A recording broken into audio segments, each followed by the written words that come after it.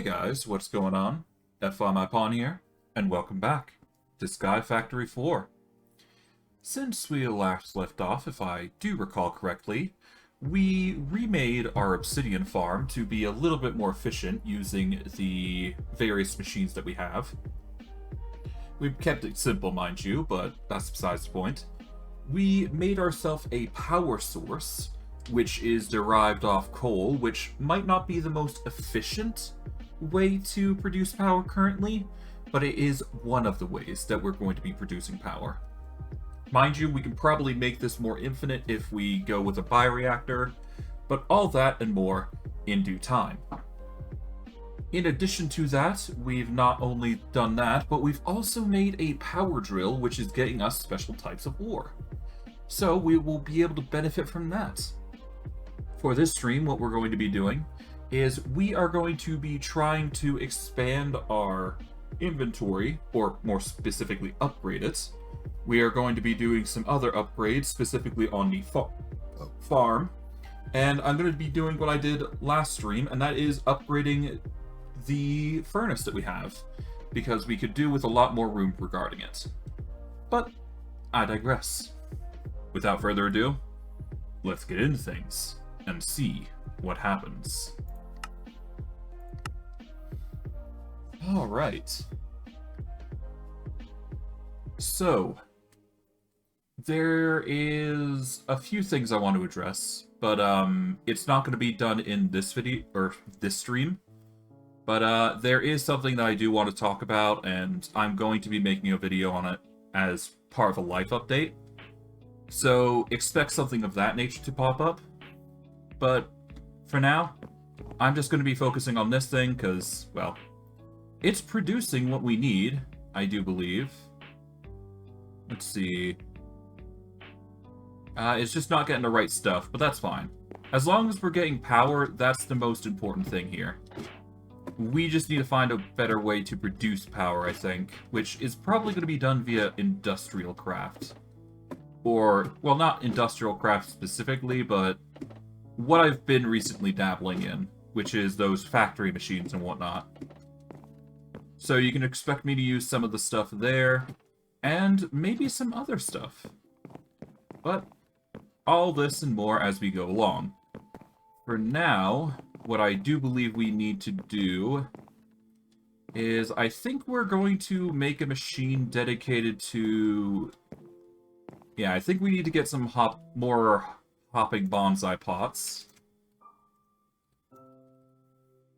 Okay, so we got hoppers, but not hopping bonsai pots. I should probably make some more, for those 3 trees, but there isn't need to go excessive on it just yet. So for now, we'll go down. Alright, those are in excessive. I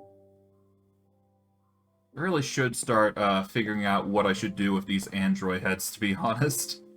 I'll be honest, I'm not sure what to do with them, but that's why we're going to be upgrading our storage. It's for this occasion of just having random heads dotted about here, and various other items that we don't need. For now, though, let's focus on getting some hopping bonsais.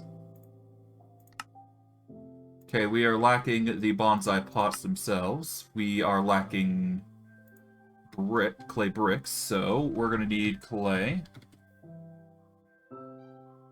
We've currently got that much clay, which is certainly not enough. So I guess I'll just do this. There we go. There we go. That is a bunch of clay. Hello, Abby. How are you doing today? Alright, we will use a stack of clay, and we'll quickly just turn this into clay, and well, turn it into clay, then we cook it up and get some bricks that we can use. Shouldn't be too hard, all things considering.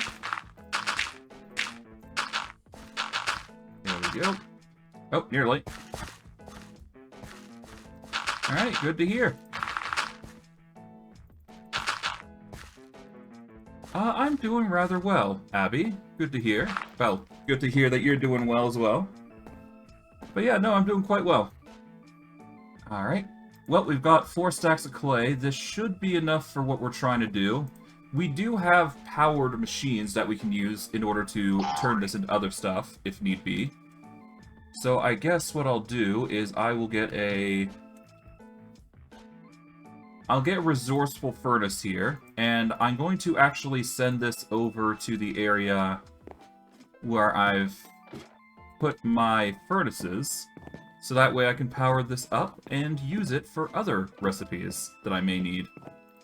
I will cancel out the filters, though, so that way I don't have to waste too much energy. I'll put in all this clay here, and this should just power in. And let's see, this is imports. We're gonna blacklist, so that way we can just import whatever. Oh, no, wait, whitelisted, actually. Alright. Let's turn off meta. Does that help? What are my hobbies? Usually I just, I'll be honest, I don't know, I mean, I just play games on the, side, so most of what I do is online, so... Yeah, no, most of everything what I do is on here, so I just normally just do what I can here and just have fun. I see, good to hear, Abby. Good to hear. Let's see. Okay, this is not going in. Okay, so if we take those out... Okay, so that imports bricks in. We don't want that. I guess we need a whitelist bricks as the in.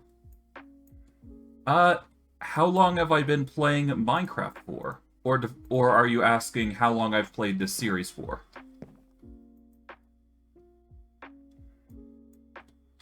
Because that really depends on the question, yeah. Alright, well, we've got bricks, so we should be good to go. We are going to need a... Oh, is it working? It is. Perfect. Okay, so we just had to put the bricks in, to filter in.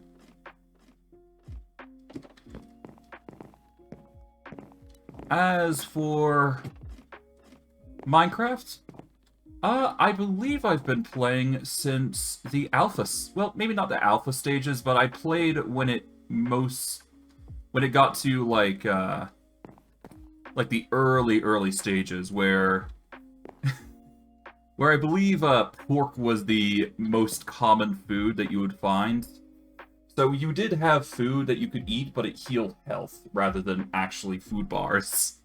So it's probably a good 10 years at this point, I'd say. Long, long time. Okay, we'll put some stuff away, because we don't need all this in currently. There we go.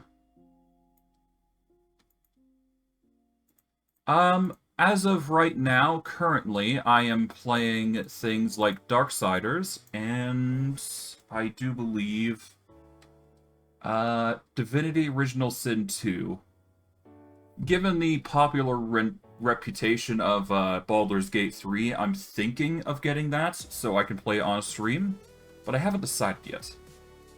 Mainly, I would need to spend money, which, yeah, it would...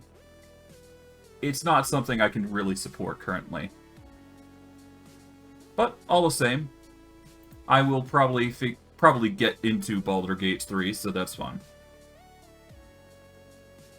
The most favorite game which I play the most?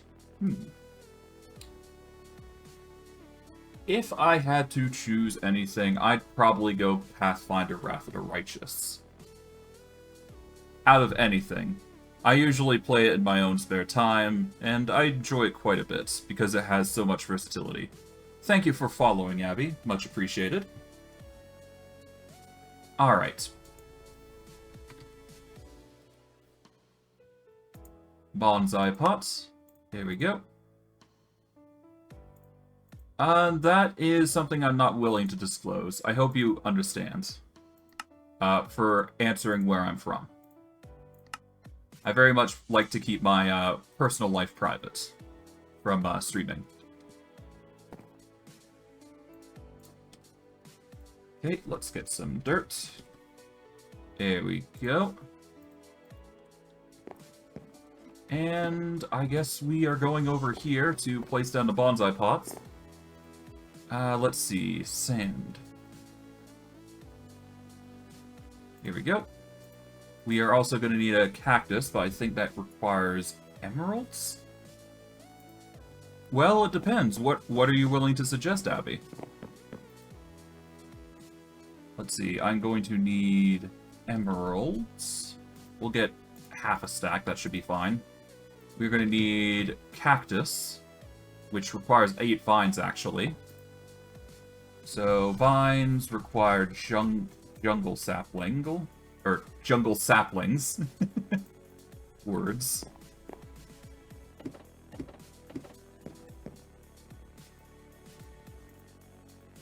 I appreciate it, but at this point in time, I'm not going to be accepting anything from Discord. If you really want to give me, you know, suggestions, I would personally prefer you either give it in a comment on YouTube, or you were to send it directly on stream. Because I do listen to, you know, feedback from either of those areas.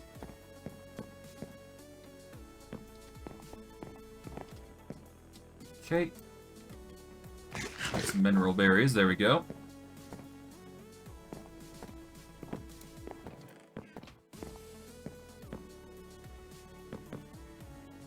Alright, I appreciate the thoughts. Currently, I'm not looking for any artists, but, you know, if I do need such things, I will seek it out myself.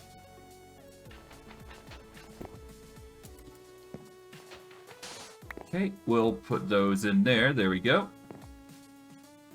Put the sand and dirt. Well, I guess I can put the dirt in. It's not like I'm going to be using it right now. But I am going to need enough vines for what I'm doing.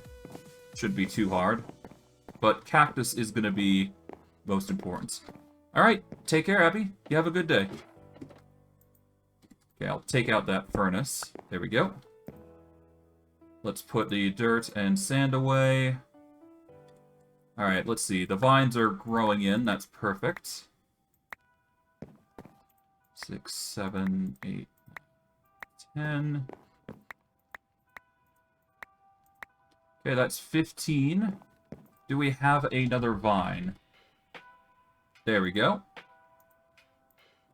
There we go. 16 vines. Cool. Alright, with that, I can put in this and get 2 cacti. Although, I guess I can start with 1, and then I can just grow the rest. Now, I do believe cactus can grow in this, unless I've been mistaken.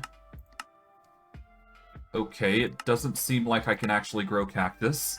That's concern. Well, I guess I could, but I'd have to find another way to do it. Yeah, I can get green slimy dirt with cactus, but that's about it. Hold on, let me actually see, because I'm pretty sure the hopping bonsai could grow it. Not 100% certain, though. And no, it can't. Never mind. Okay, I thought I could use, Yeah, no, I thought I could use the hopping bonsai to do that, but I guess not. Oh well, it just means I got more hopping bonsais to work with. And I've got cactus to spare, so that's good. So, what I'll do here is I'm going to just trade in these vines for, I don't know, something. Apparently I can get any sort of village or seeds that I want if I provide raw corn. It does require a bit of effort, but that is perfectly fine.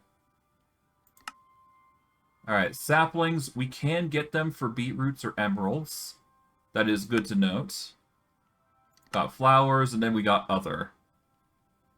We are going to need poppies for the bees. in order to increase farming speed. For now, though, let's see. I guess I'll get another cactus, because you never know when we're going to need that. We're going to need 8 poppies. We do have 31, so I guess I'll just convert those into bees. Because we can use these rustic bees, which are going to be used for today's stream. I'll put these away for now. And we are going to start by focusing on this. So before we can remove all of this, we are going to need to make an effort to actually turn these into blocks. Or at the very least, get rid of them. One of the two. Okay, we can get rid of 3 blocks of iron. There we go. That should turn it... Okay. Alright, that's all of them full. We'll empty the rest out into here, and then destroy the cauldron once it's done. We will be wasting excess iron, but that's fine. We got most of it, so that's the most important part. Okay, from here... Let's see... We'll get a night slime block. Okay, we got liquid purple slime, seared stone, blood. We'll start with the blood, which we can't pour. But we can do this. There we go.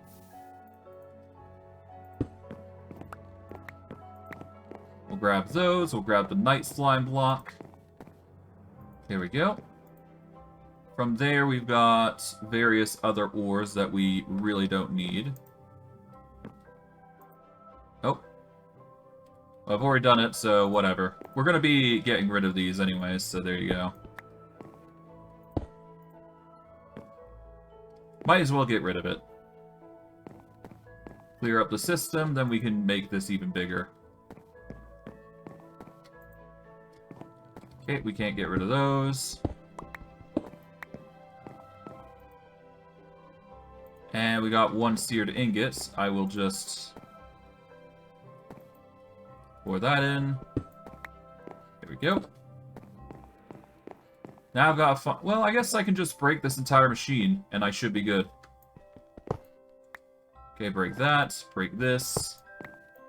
Break all these seared drains. Break the entire system here. There we go.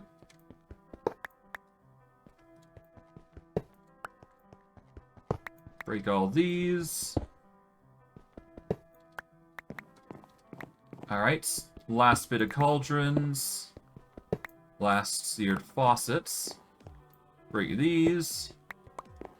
Now I've got to deal with the cobblestone slabs, which shouldn't be too hard. Okay, now we break this.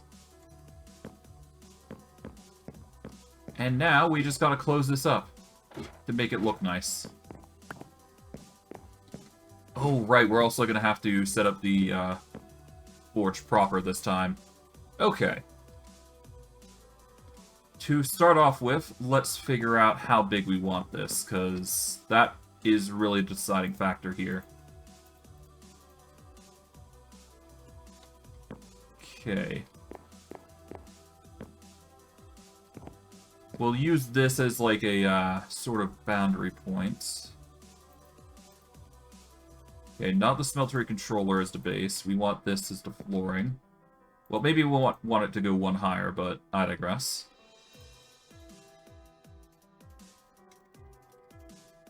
Okay, let's take the cobblestone here. Okay, so from here, we need to decide how big we want this, so... This is going to be the border, essentially, so... We want it to circle around this, basically. So from here, we've got to go...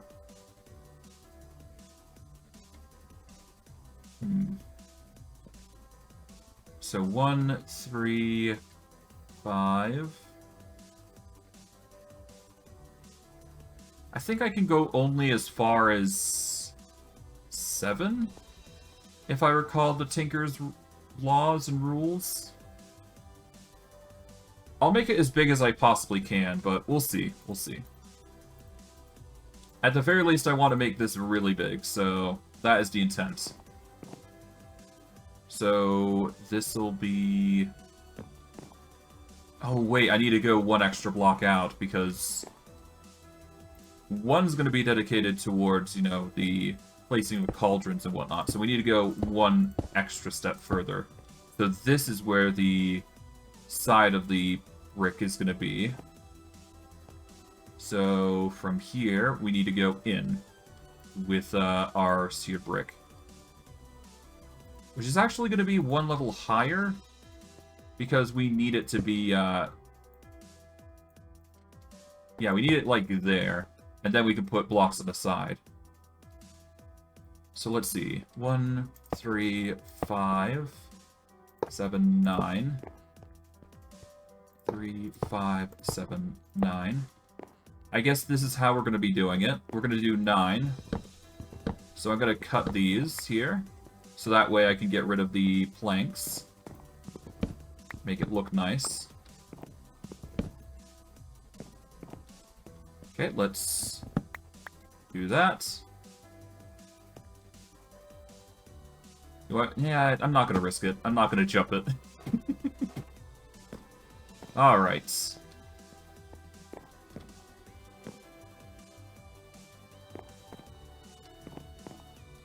I guess we're gonna cut these off a little bit. There we go. Alright, we're gonna cut those off here. So that way we can properly get a position here for items. Gonna break this. Then we are going to go for this. Alright, that gets rid of the slabs now. Now we can focus on expanding the area here a little bit, because this is what's going to be needed here. Okay, there we go. Alright.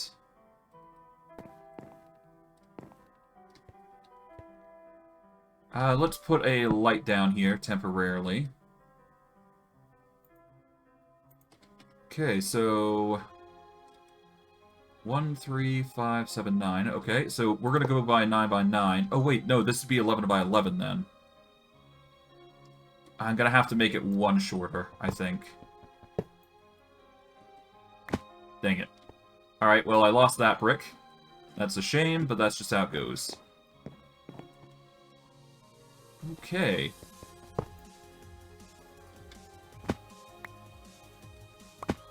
Alright, well, I managed to get that. Oh, I got the brick back. Perfect. Just had to go a floor lower. But that is perfectly fine. We need it to be 7 by 7, so that way we can expand it to a 9 by 9. It's odd, but it needs to be done, so... So 1... Okay, that's 6. Wait, hold on. 1, 2, 3, 4, 6. Yeah, 7.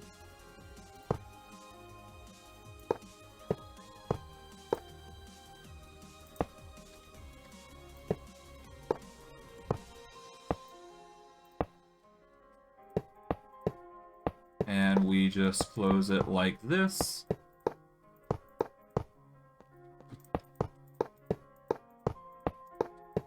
Really, if I could, I'd love to use glowstone for some of the builds at this point. Which I think I'm going to start doing, just to light up this place, because as you can probably see, it's a bit dark. So what I'm probably going to do is I'm going to get, like, cobblestone posts and put glowstone on top.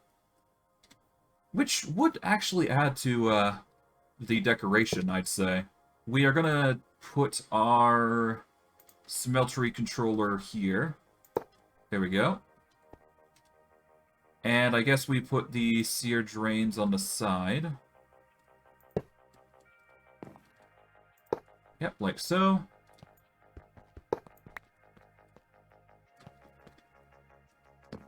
Now, let me recall if this is right. Let's see. I think I can expand it by one more. So I'm going to just go around one and expand the width of this area. And worst case, if it doesn't work, I can just shrink the size. But I'm confident that this size will be enough. Because I do believe I need 3 on the sides here. Like so. That way I can put in the smelteries. Or rather, I can put in the corners, which are going to be sear tanks. And this will increase the size of the build slightly, but that's fine. Anything to make this look good and make it very efficient. Okay. Now, of course, I'm going to need to make a bit more stuff, so let's see. We've got plenty of... Okay, so we got some seared bricks, we've got plenty of faucets, we've got plenty of drains. I'll grab those drains, I'll grab another seared tank. It's probably going to be a situation where I'm going to need even more seared drains. I'll take those, take that. I'll take the seared bricks, because that's obviously going to help. We don't need another smeltery controller. That's fine. Okay.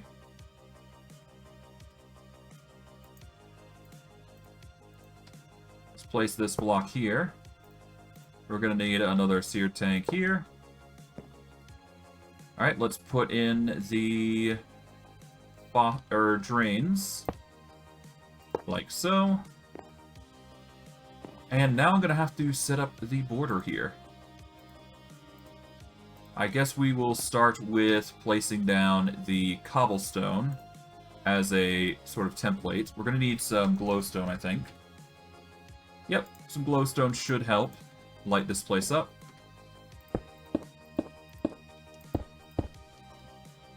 Okay, do this. Alright, glowstone on the corner. That should help.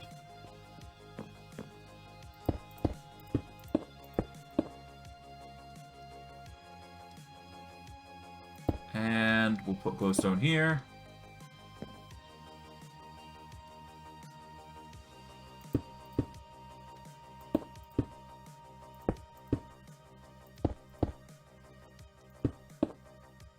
And I'm probably going to need to put glowstone on all the other bits. It's not going to look good on the bottom. That's fine. We're just looking to make it look good. Currently. Or at the very least, as good as it can on the top, I should say. So we'll just carefully go along here, making sure not to fall. Oh, I've ran out of cobblestone. Easy fix. Take a stack. Alright, glowstone there, and now we just gotta go all the way back.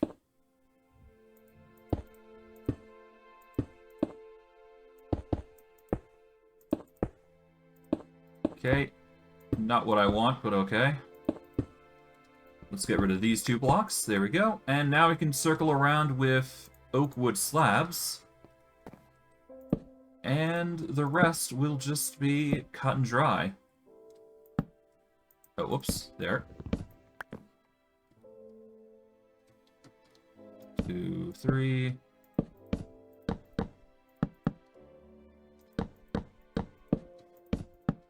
Nice.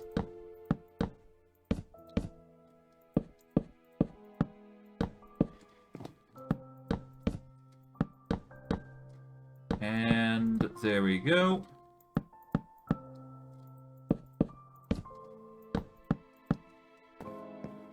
All right.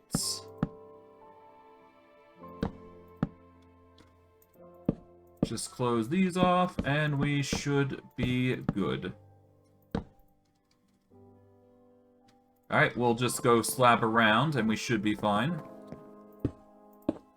We're gonna obviously need more slabs, but that's just a given, because we are remodeling the furnace of all things. But hey, that's just how expansionism works. Okay, do we have more slab? Yeah, we do have slightly more oak slabs, but it's certainly not enough for what we're doing. That's fine, though. We do have a crafting table in our inventory, so while crude, it is a way to get more. Or get crafting done. And hopefully we finish up soon. Alright.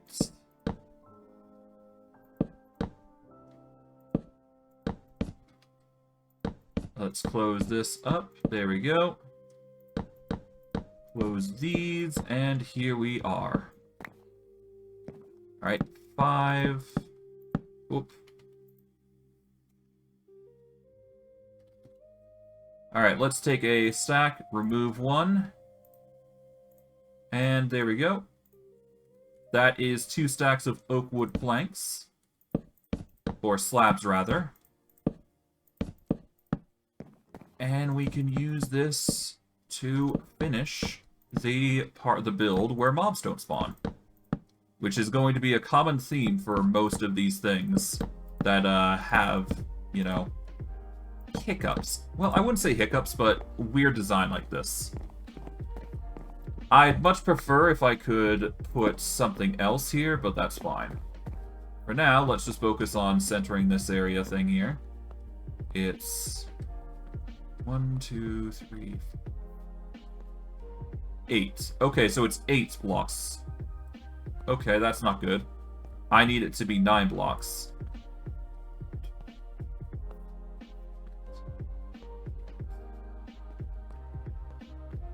Oh, wait, hold on.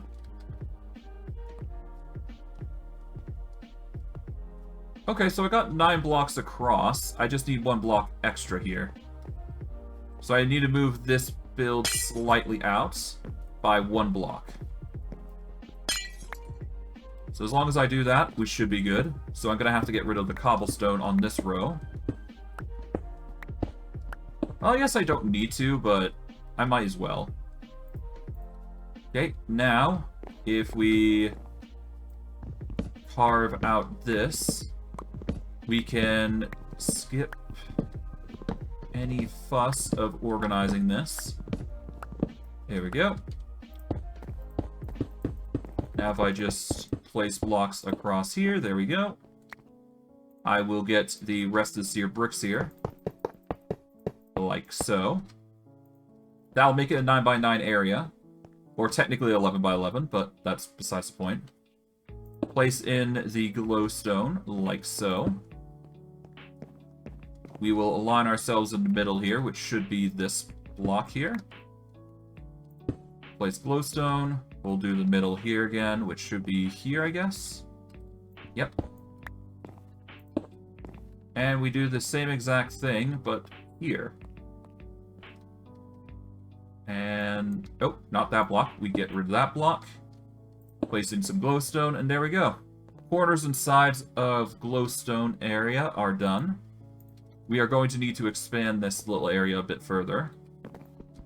So let's take out this cobblestone here. So that way we can place a row of planks.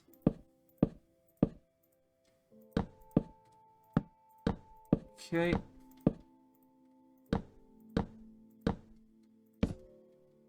And there we go. Now we take all the slabs here. Start expanding the area.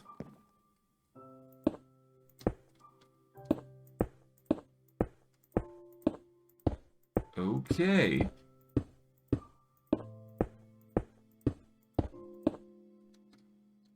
Done and done.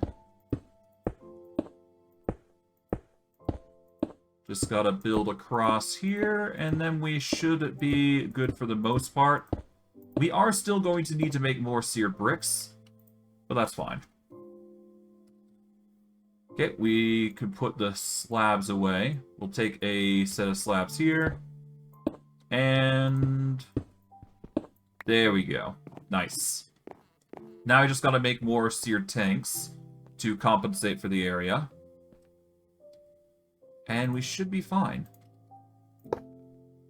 I'll cut that down there. There we go.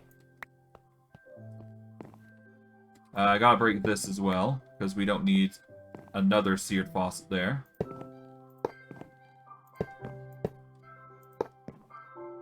Okay, we're gonna do that. There we go. Now, if we set up a... Well, actually, no, I need to set up here on the other side as well, so there you go. So I guess I'll set some seared faucets this way. Just to maximize the amount of faucets we've got. And worse, I mean, I suppose right now what I could do is just wrap things up and have this many faucets. I don't have to complete this. You know what? That might be a good idea. Why not? Let's just go with what we've got currently. Because we can finish the build that way. Of course, I'm going to need a bunch of seared drains and a placement. But that's fine. 3, 6... Alright, that's 7. Then we got another 7 on this side. There we go. Now we can set up the casting basins.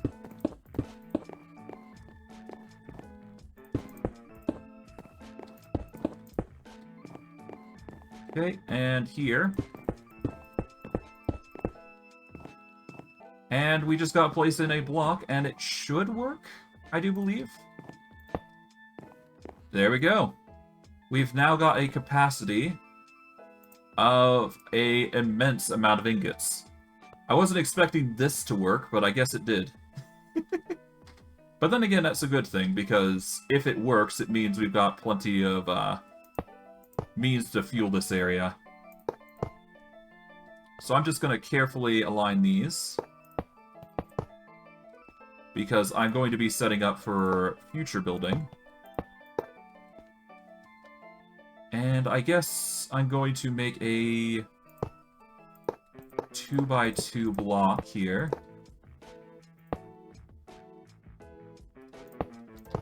Like so.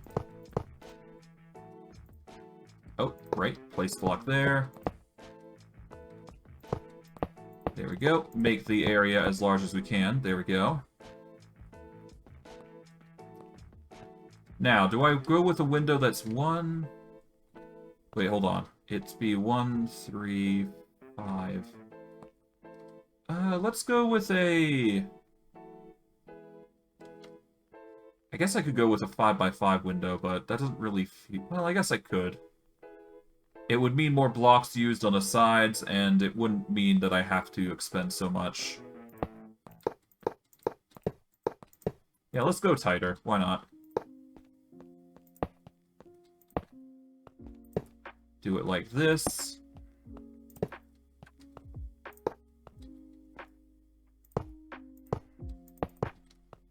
And I guess I can rinse and repeat this project here. There we go.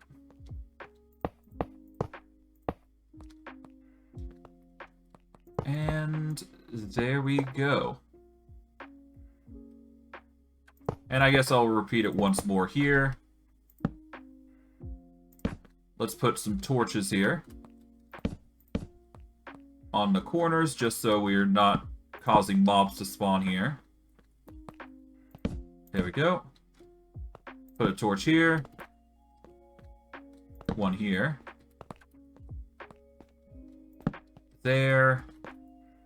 And finally one here. There we go. I'm hoping that's enough, but it should increase our capacity to, yep, 1,296. Which is an insane amount. Now, I do believe if we just huck in a bunch of amber types, we should be good. Let's make some iron to start with. Not with an N, an M, preferably. Yeah, we're going to make a ton, I do believe, with what we got left over. There we go. That should be good for now. Let's see. We've got a bunch of other ambers that we could use. We're gonna get the copper and the tin ambers, if we can just huck everything in. So that way we can fill this up to the brim and see how efficient it is. Because it's gonna be fast. I know, well, not fast, but it's gonna be... Yeah, it's gonna have a lot of storage. Gonna go through, lava like crazy, I think, but that's fine. That is the main reason why I built it so big in the first place. So that way it can house a ton of lava. Well, not a ton of lava, but a ton of items.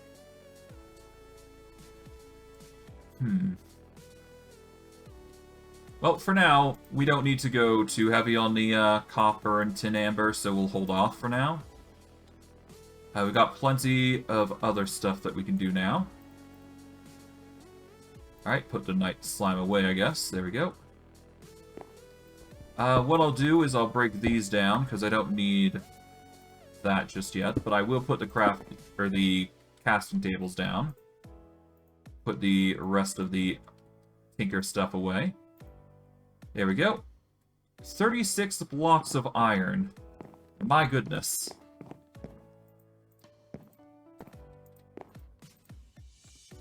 Seven, 8, 9.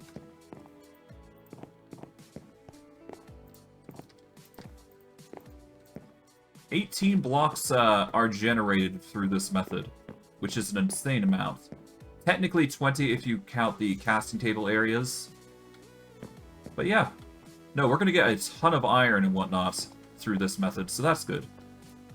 Or at least as efficient as we possibly can anyways.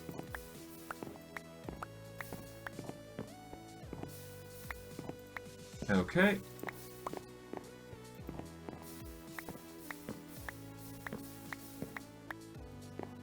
Three, 4, 5, 6, 8, 9, 10, 11, 12, 13, 14, 15, 16, 17, 18. There we go. I'll let those pour out, but yeah, no, we've basically got our new smeltery in play, and my goodness is it efficient. Now, if we are able to auto-craft amber, we can use this as a means to producing infinite, well, not infinite amber, but we can use it as a means to craft infinite resources in the form of blocks, which wouldn't be a bad idea in hindsight. But that is a concern for another time, and certainly not a concern right now. We are definitely getting an infinite amount of obsidian, though, so we should probably see about making a... I think we need to make a crate for obsidian, I believe? Yeah, we're up to 507. We should probably make a place for the obsidian and a dump value for it. Let's see. I guess up here would be a good one. Alright, so let's see. We want this to whitelist obsidian. -3 priority. Let's see. We don't want that. Let's get a void overflow upgrade and a 1k capacity upgrade. Okay, void overflow upgrade. There we go. Oh, whoops. There we go. Now, if we take the obsidian,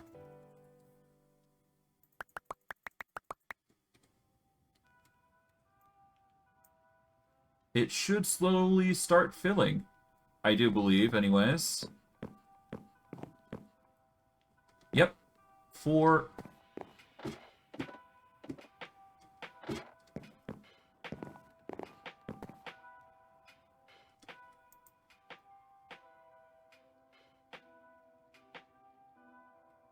Oh. Is it not producing enough lava? Let's reduce the tick time there. Technically, I could increase the pace here, if need be. Let's reduce it to 13 ticks, maybe?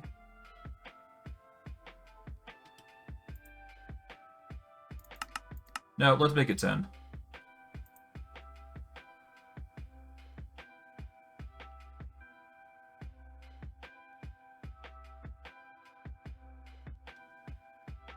Yeah, that'll do. At worst case, if we want more obsidian, I can always just increase the amount that is being produced. Because there never was a saying that I couldn't just make more of these. Well, that's unfortunate. It seems that one of the subscribers have just left. They're probably trying to promote their product, but oh well. No big deal to me. Alright. Now let's see. I do believe the next order of business was the farm.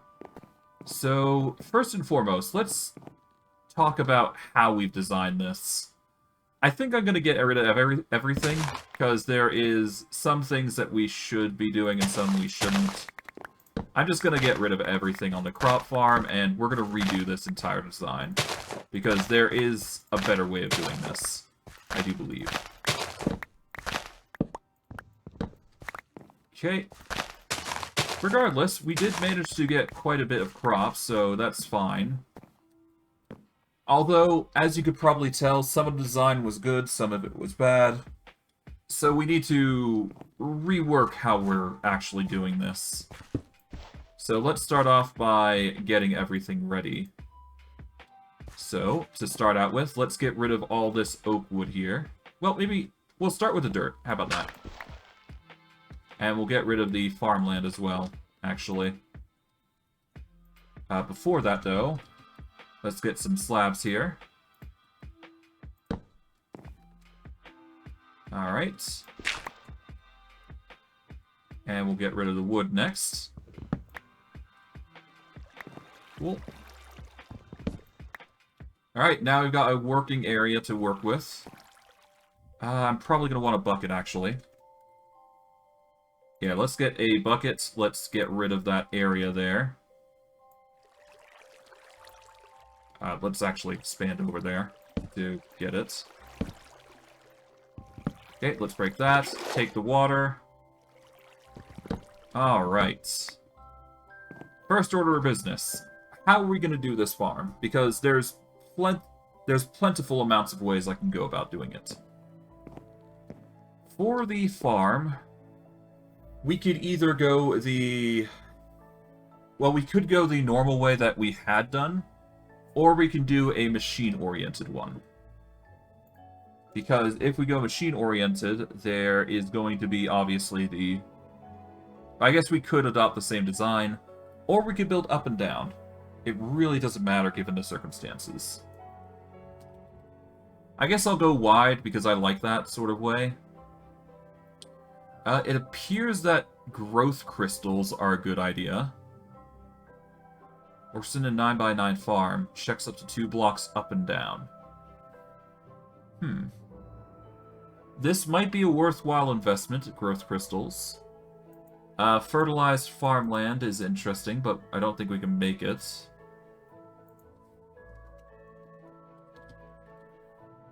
Let's see. Auto feeds nearby animals. Collects eggs laid by chickens.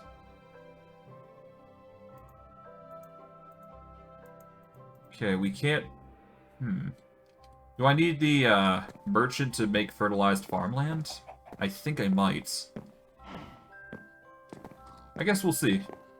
Because that will determine whether I can make it or not.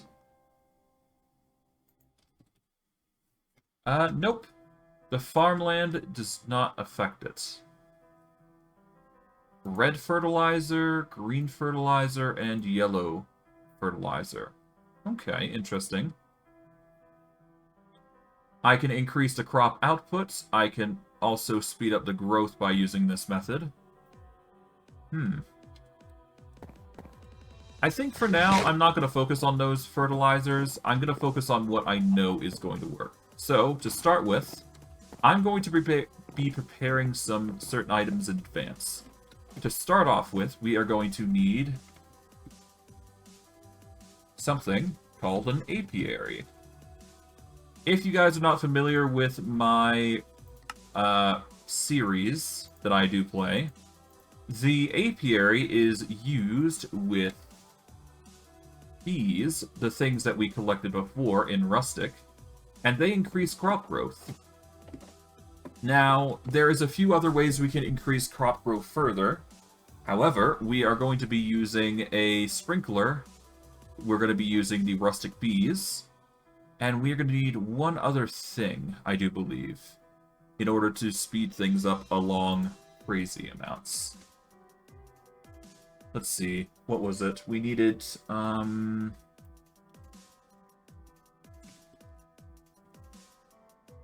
guess we could have used that, thing that we saw, the growth crystal. But there is other things that we can use, I do believe. Mulch would increase the growth of bonsais, I do believe. So that's a fun thing.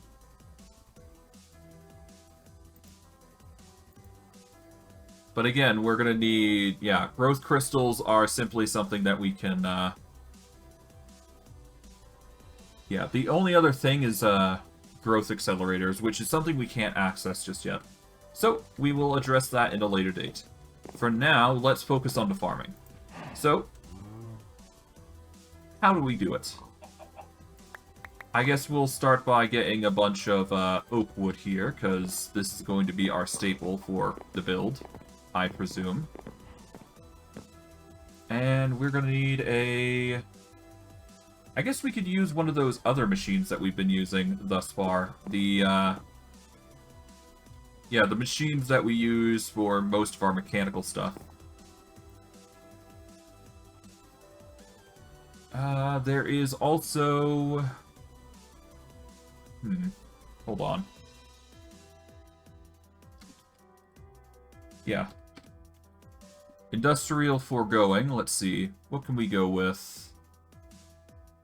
Potion Brewer, Animal Feeder, Plant Sower.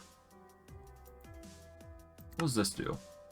Plant seeds and saplings to be gathered into Plant Gatherer. Okay, so we need the Plant Sower to plant seeds, and we need the Plant Gatherer to gather seeds.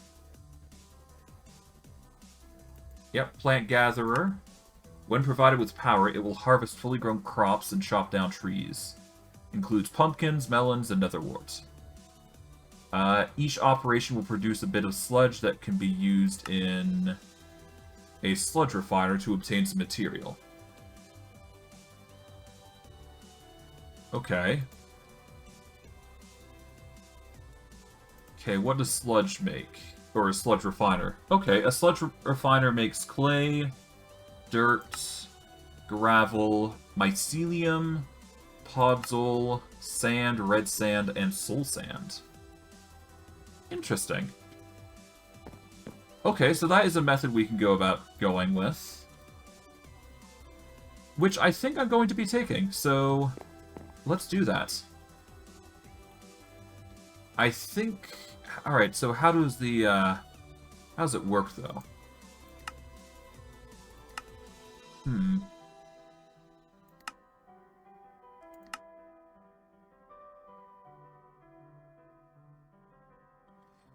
I think I'm going to have to build it to figure out the area, but for now, I think it's going to harvest a 9x9 area, I think, comfortably, so we should be fine. Okay, so this is the middle here, so 1, 3, 5, 7, 9. Yeah, so this is the 9 area. This will be the 11 area. So we break that. Alright, that's the corner done. There we go. So 3, 5, 7, 9. 11, block, cut.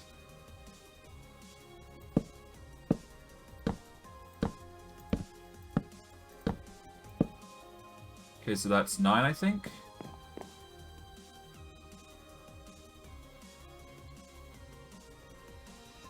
And then 10. Block to corner. And off we go.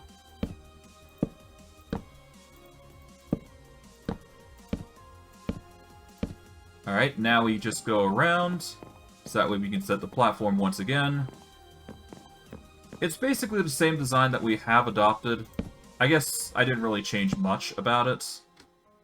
I'm still trying to figure out what we want to do here, but that's fine. As long as we got a rough idea of how we want to do it, we should be good to go. But I digress. To that end, we are probably going to want glowstone, so I'm actually going to go make some. Having more glowstone never hurt anybody, that's for sure.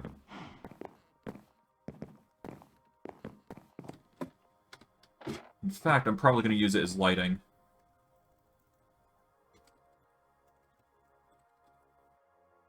Okay, let's make ourselves some glowstone. There we go. 2 stacks should be fine for now. We'll put in the crops for now because we don't need them just yet. We are going to be using them in the future. It's just not right now. We want to build the design that we're going to go for. And preferably, I'd like to make it as optimized as possible. So what I'm probably going to do is I'm going to have a double floor of farms, I think. And we'll go from there. We will use glowstone as the corners and sides, so that way no mobs spawn in these beams that I've basically made. There we go.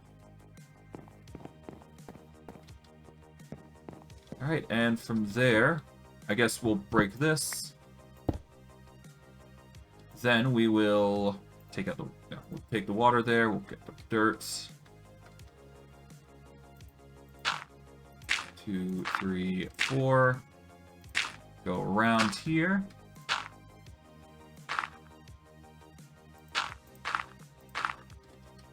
Alright, we're gonna have water here. Cut that open, so that way we can actually place what we're planning to place there. We'll use wood as a basis to go down. Do that. Place glowstone. Go into the corner here. Cut that down. Now we pick the... Well, we get the dirt here. Cut this down. Get the glowstone, and we get the sides now. Like so. Bada bing, bada boom. Get the dirt ready, like so. And glowstone, and finally, let's just collapse this, and we should be good.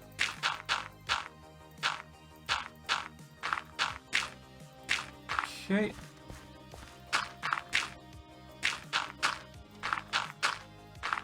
And there we go.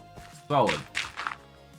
I'll just finish these last bits off, and then we should be good. And once it's done, there we go. Perfect. I just need to check something real quick. Give me a sec. There we go. Alright, there we go. My headset was half plugged in, so I couldn't hear everything perfectly, so there you go. Ah well, that's perfectly fine. Alright, so now we've got the platform set up, basically. So how we're going to do this, much like we did before with the sprinkler system, we are going to be placing it right here. However, we are also going to be taking one of these apiaries here, and on top of it, we're going to be placing that there, and then we are going to be placing the rustic bees in there. This will allow us to generate not only normal rustic bees, but it will give us honeycombs as we let them roam around and do their thing, pollinating the flowers that we're going to have. We are going to need a hoe. We do not have a hoe, but we do have a plasma shotgun for some reason. Oh, no, wait. No, we do. I just have it in my inventory. I'm just being silly. Okay, we're gonna quickly go through and just till the land. I would till all of it in one go, but you can't do that with the control option, unfortunately. If I could, I would. But that's besides the point. Okay, so for the machinery, what is going to happen is we're going to put one over here on the front, and then we're going to have one on the back here, I think. This will allow us to place the machine over here. Well, actually, do I? Yeah, no, the plant sower will go here, and then we'll have a cable going in from either the side or just a glowstone. I'll probably place a few blocks here just to guise the fact that it's there, the cabling. Even though you can quite literally see it, but that's besides the point. But yeah, no, we will place the cable down. We will probably put some glowstone on the side to make it look nice. We'll do the same thing on the opposite side for the other machine. Provide it power, that sort of thing. And we should be good to go for crops. For now, though, let's make the plant sower and see if it even requires power. Because that will dictate whether I go the normal route with it or I just expose the wiring some. Which, it's fine. It just won't look as good. Okay, plant sower. It's going to require some stuff. We are going to need the flower pot here. We are going to need a machine case. 2 pistons. 2 iron gears. And we are good. Alright, we've got a plant sower now.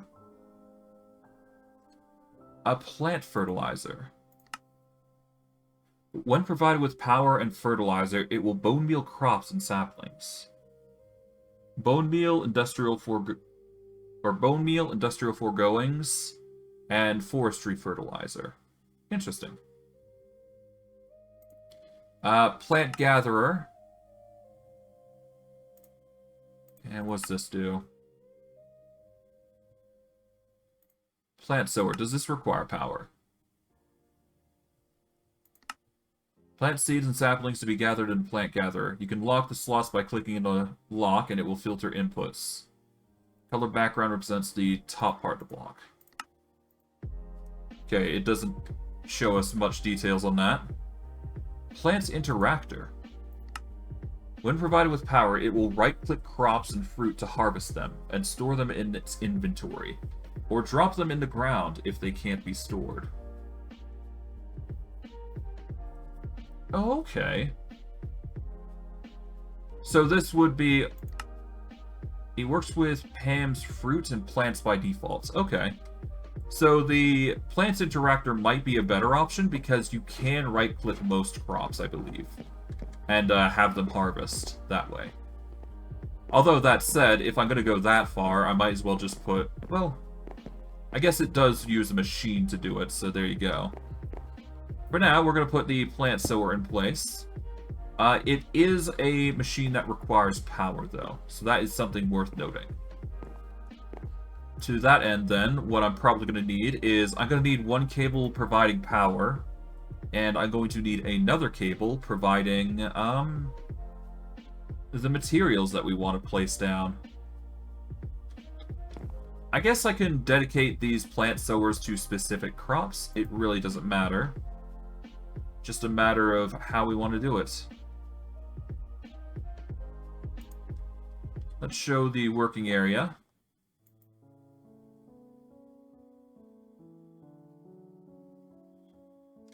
Oh, wait. Hold on.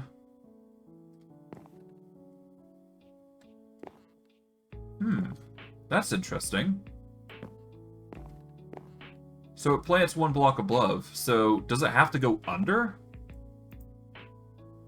Wait, these things have to go under, don't they?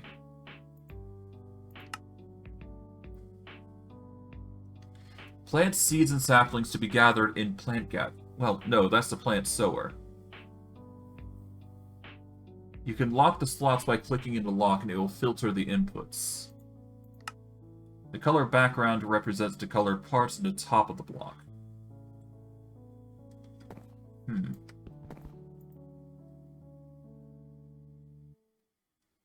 Okay, that's interesting.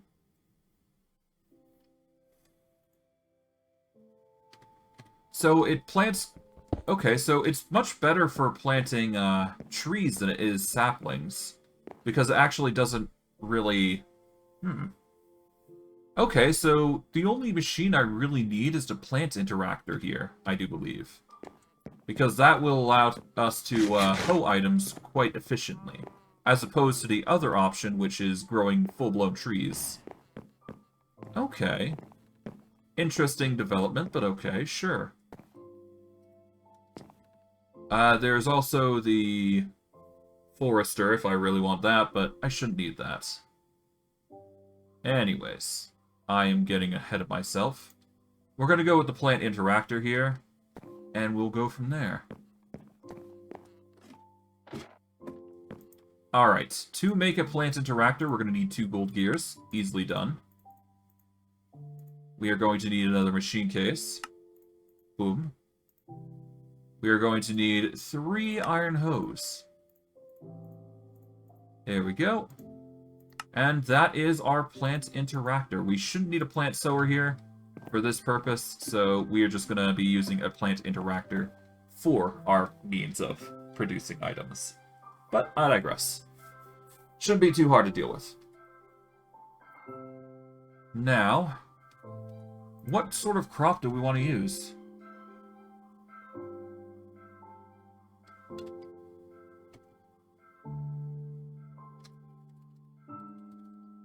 Oh.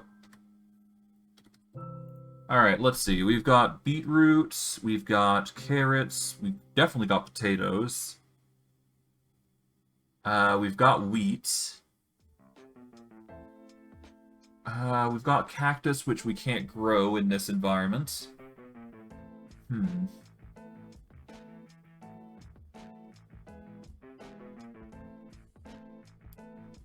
Alright, so I can't make those. What can I make?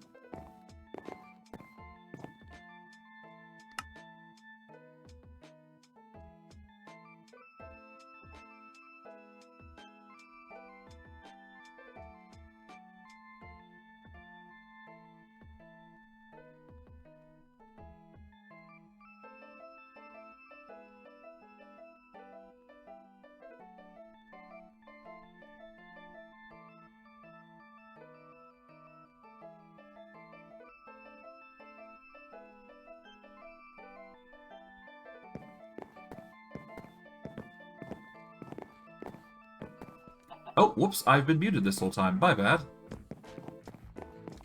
Yeah, no, what we're going to be doing is we are going to be starting off with wheat seeds. Then we are going to be making... Well, actually, no, let's go with corn first.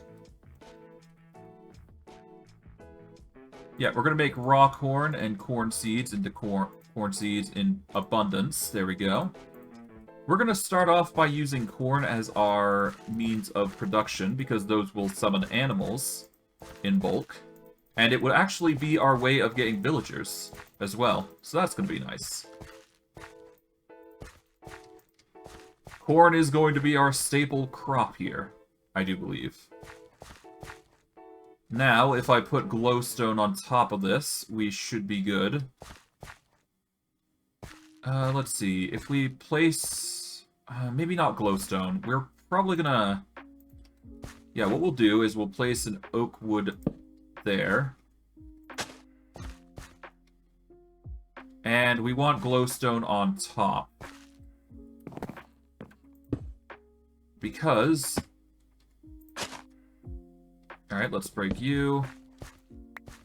Yeah, because we want the growth thing here. Because if we place that there, then we can place water on top here.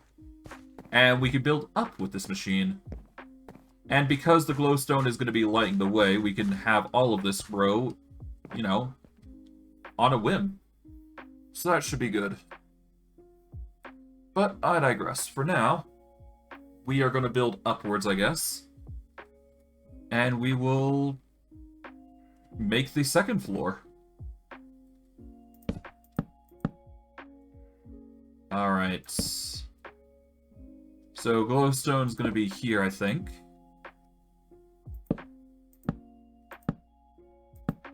There we go.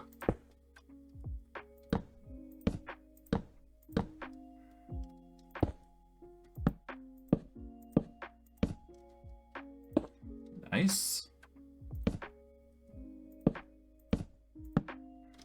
Okay, glowstone. There we go.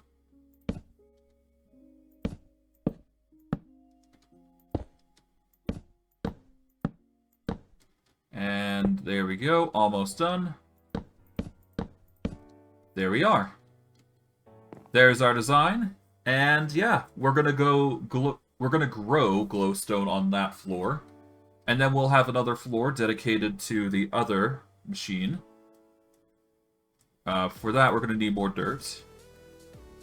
And we're obviously gonna need more water. But that's besides the point.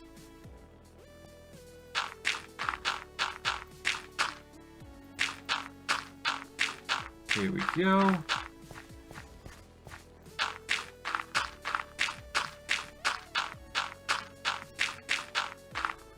Okay, nice. I guess we'll go over here and make it look nice here as well. There we are.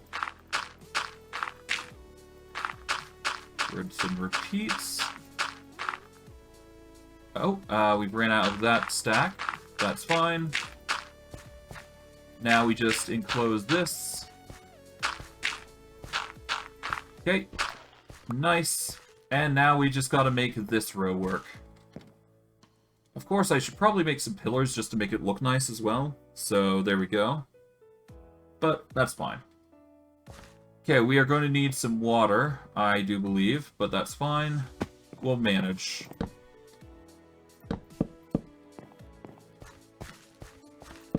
Okay.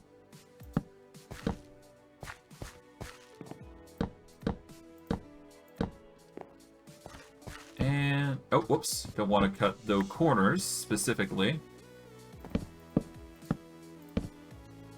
There we go. We will break the side here.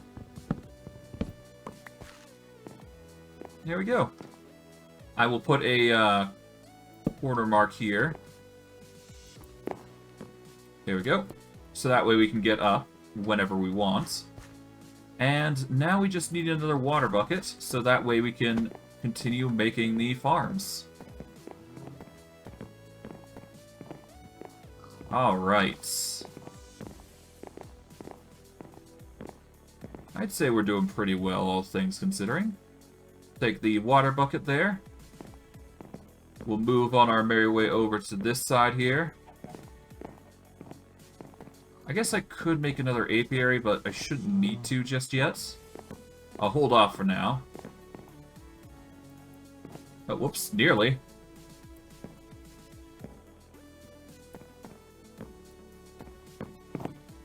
There we go. I just had to hold it for a bit longer. Getting a bit too hasty there.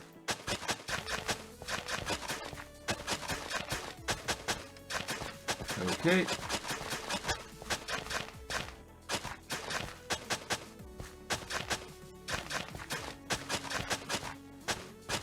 Almost done.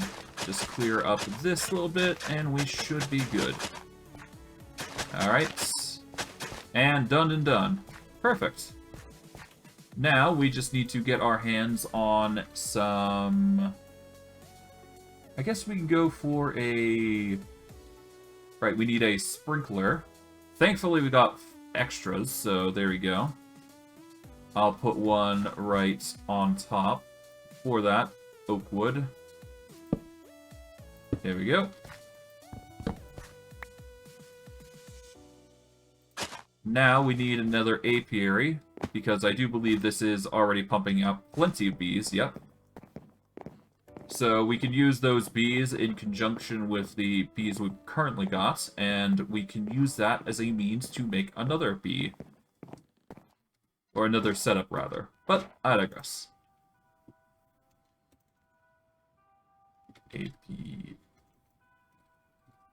Apiary, here we go. That is another apiary added to the mix. And this should be all we need in order to make the next bit. Otherwise, our farm should be well, it should be quite efficient at this point.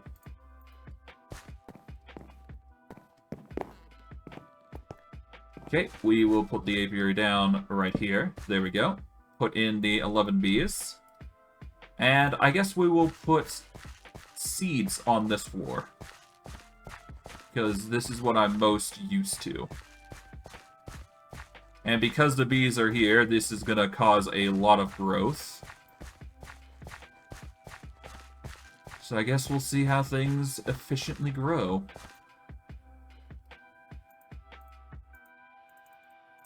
I believe I need 16 more seeds, because usually that's how many it takes. But I can't actually get seeds from doing that, so there you go. Get as much corn as I can from this lot.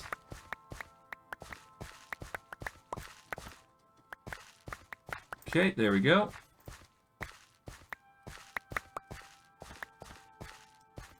Let's fill in the various other areas with corn. And we should be good. Okay, we just need 2 more corn. Or corn seeds, rather. And there we go. A full plot of corn seeds. And this is growing quite nicely. And by the time we actually get 64 bees in here, this is going to be at maximum capacity, which is going to increase the growth immensely. And I suspect with the addition of a growth crystal, we should be able to see both of these 2 crops grow even more at a high rate pace, which is going to be insane. Now, for the design that I'm going to be going with, I'm probably going to be sticking to this design here, and I'm going to be repeating this design either up and down or outwards. So I'm probably going to build one over here, here, here, and I'll probably make it into a 9x9 crops. I'm not sure. The point is that we're going to have a lot of crops to grow, and each one's going to have its own dedication. It's going to take time more than anything to process more than anything. Shouldn't be too hard, all things considering, though. We'll grab those 3 excess seeds, because it's clear we need them. Grab those.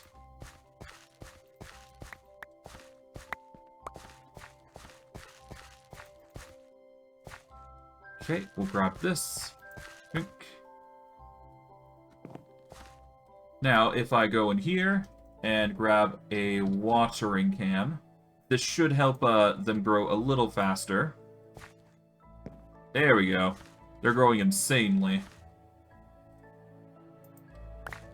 Now, of course, this doesn't solve my problem of, you know, dealing with all the excess, but that's besides the point. For now, we're more worried about just getting the crops growing. Then we can just gather them manually until we've got the system set.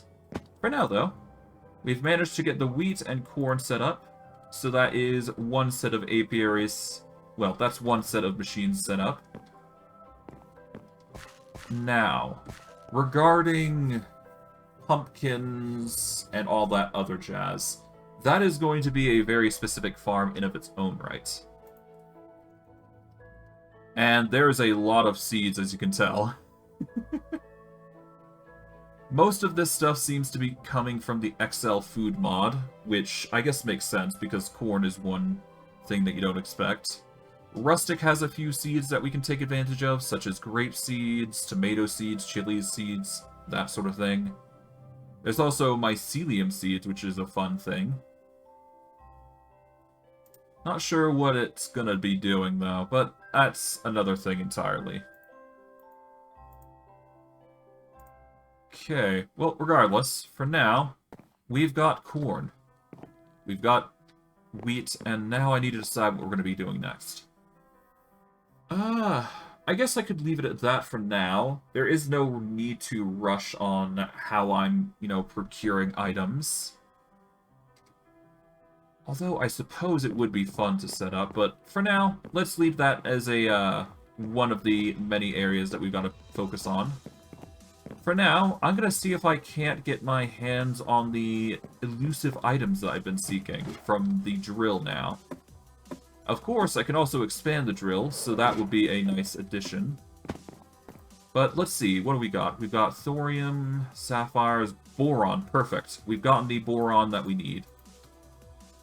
Okay, we'll stow everything that we don't need in here for now. Don't need the plant interactor just yet. Alright, let's grab everything here. Alright, that's 4 achievements down in a single second. Now, boron. I do believe that is used in... Yep, it's used in nuclear craft. It makes lithium-ion cells, servo mechanisms. I believe I wanted it in something specific.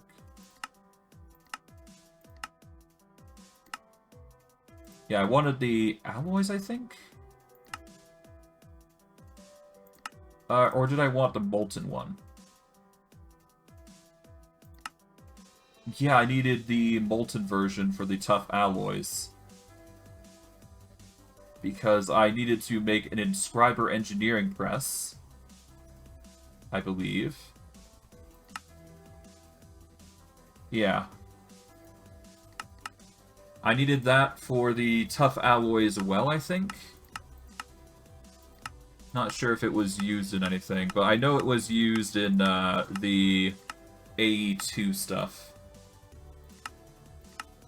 Yeah, no, I need also the... Okay, so boron's quite actually universal in requirements, so... Us grabbing that, really important for the future. For now, though, let's just clamber up the ladder, and we are going to see about continuing on. I'm probably going to need another stack of berries, because I did lose my stack while sorting my items. There we go. Yeah, these mineral berries are nice. They're quick to eat, and they really do a lot. Alright. Let's grab the iron first. Might as well. Get our iron reserves up and running like immensely. There we go. 18 blocks. Okay. In order for us to... Well, for now, let's see. What are we going to cook up? Tritanium, dithium, rock crystals... At the very least, we're going to definitely use these aquamarine at some point, but for now, let's just focus on cooking the boron. We've got 14 blocks of iron to go through.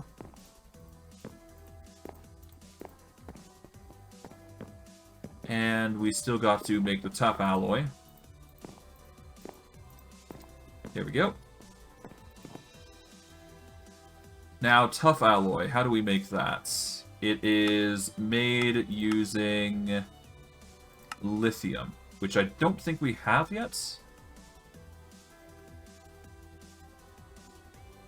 Okay, so how do we get lithium now?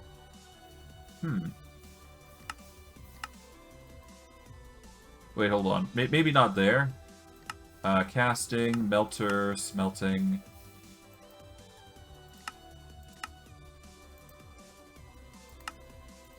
Okay, molten lithium. How do we get lithium?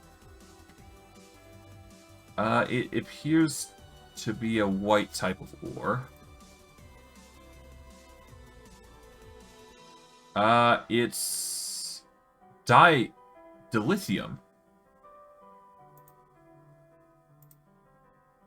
Wait, is dilithium lithium basically? No. Lithium ore is a lithium ore that you can... Okay, so apparently you can get it from the drill as well, so that's an option. I've just not found it yet.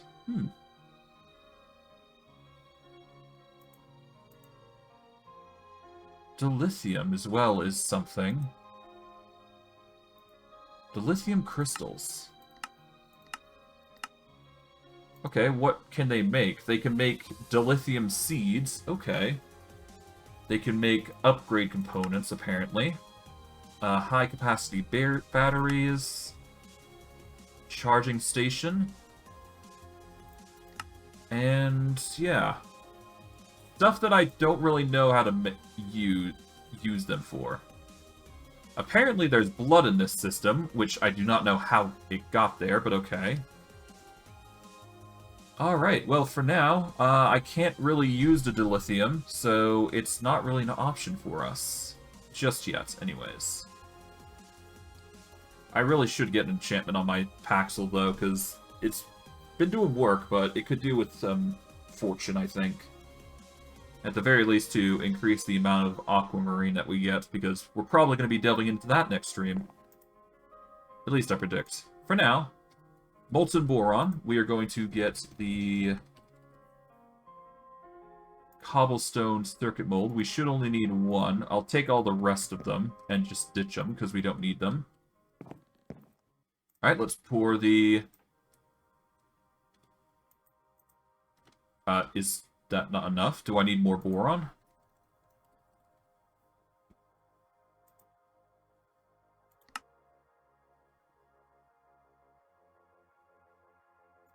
Hold on. Casting... Oh, it requires a single block. Oh god. That is a lot, then. Okay, so I need more boron, then. Okay.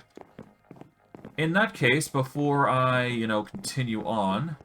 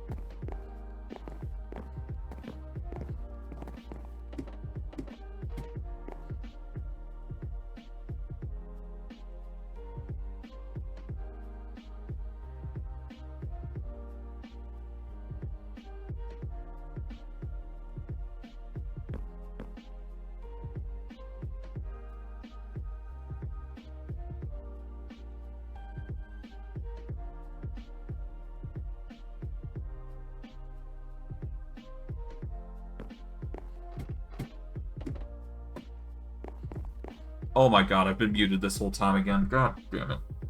Ah, pain. Okay, so apologies if I don't think I've missed much. I hope. But yeah, no, this glass does not work as intended, which kind of sucks, but that's just how it goes. Right now, what we're going to be doing is we are going to be, I do believe, making glass, because we do need to light extra laser drills.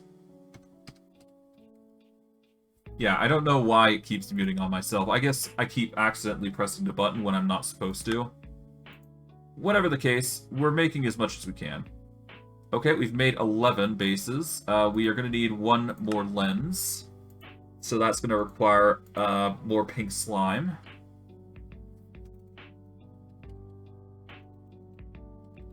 Okay, we're going to get some more pink slime then, because it's clear we're going to need more.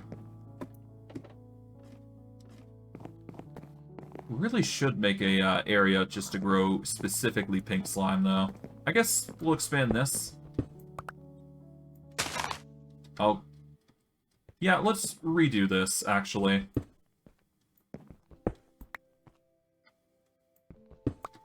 Break this entire thing. There we go.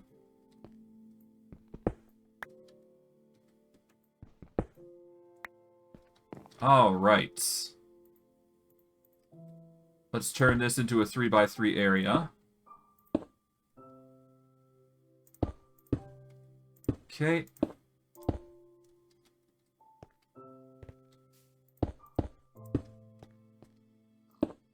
Alright. Like so.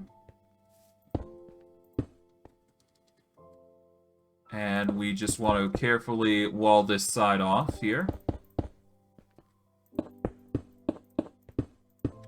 Like so. We're then going to put a torch here, a torch here, and here. We are then going to get some dirt, I do believe. Okay, there we go. Enough dirt to manage. Alright, there we go. We're going to get some water now. Keep the mineral. Alright. Let's take the watering can here. This'll help water, or the grass grow, I think. Yep, there we go. Perfect. Now, if we take the seeds, we need the pink slime seeds.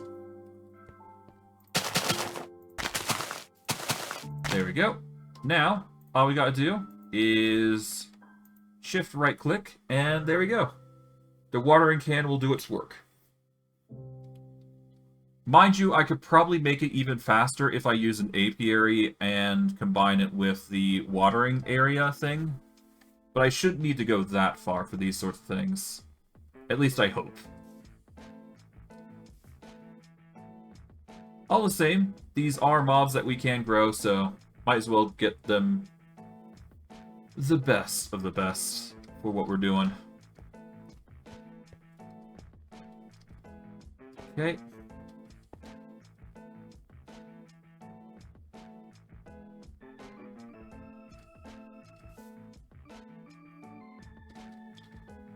Alright, almost done growing.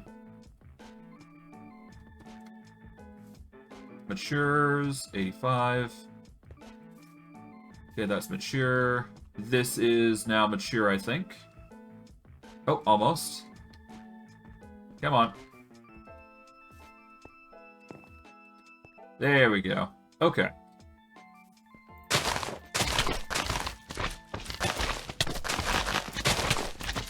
There we go. Okay, don't jump. Just use the sweeping edge for the attacks. And this should get us as much slime as we possibly can get. There we go. There we go. Nice. That is 25 out of the entire lot, which isn't as much as I was predicting. But hey, that's fine. We just need to get some more. For now, let's put this pink slime away. We just need one more drill. So here we go. We are going to make one lens here. There we go. We'll make the laser drill. There we go. That is 12, which is exactly what we need. We are going to need 12... Well, actually, do we need 12? No, we don't need 12. We just need to... We need to import the energy into all using one cable. So we just need more energy cable more than anything. So I'll make some of those. Let's do all of them, because why not, just to be safe. Alright, so that's 3 more. Okay, what I am going to do is I'm going to probably update the positioning of that thing, because I'd like to interact with it differently. And then, of course, I'm going to need to siphon the materials out of each drill. So... Alright. This is going to be a bit weird, but we'll manage.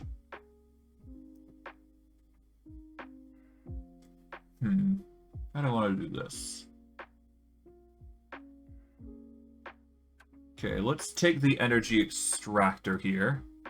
We are going to need the beacon that we made last stream. What was it called?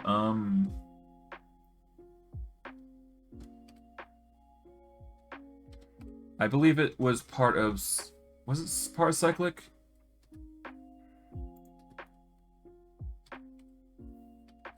It was part of Cyclic, I think. Yeah, no, Here we go. We need a GPS marker. So we're going to take that with us as we break the system here.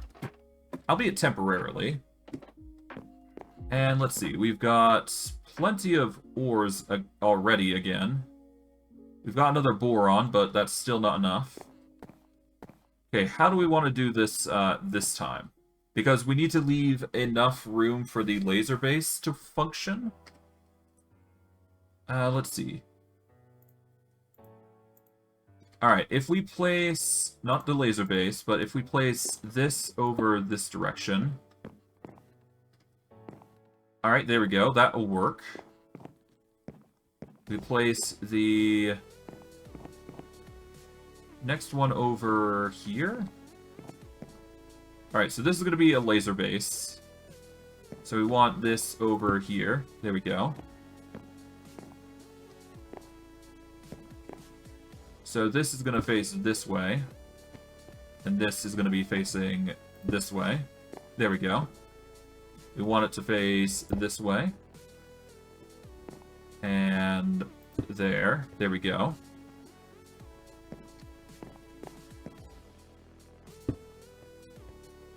And there we are. Let's cut the bit in the middle here. Oh, wait. Where'd my... Hold on.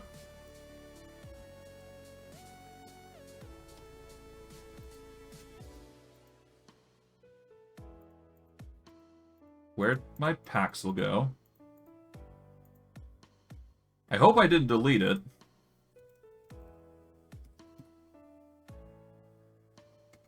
Okay, I don't know where my Paxel went. Okay, that's not a good thing.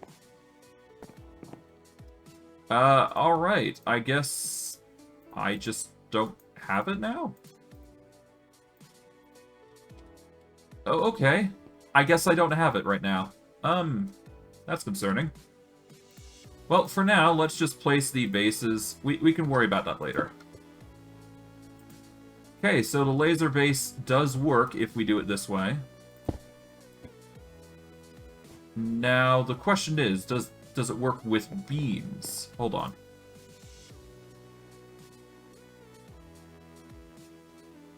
Well, actually, first, let me get my Paxel again, because it seems like I've lost mine. Worst case, I'll just make a new one, which I think is going to be the case here. Because I'm not sure what ended up happening to mine. Oh, whoops. That is not what I meant to do, so I guess that's another thing I gotta fix. God. Oh well. Oh well. We'll figure it out. We'll figure it out. Anyways,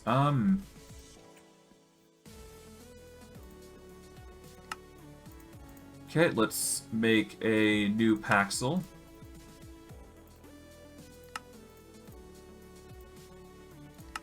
Boom. That should do it for now.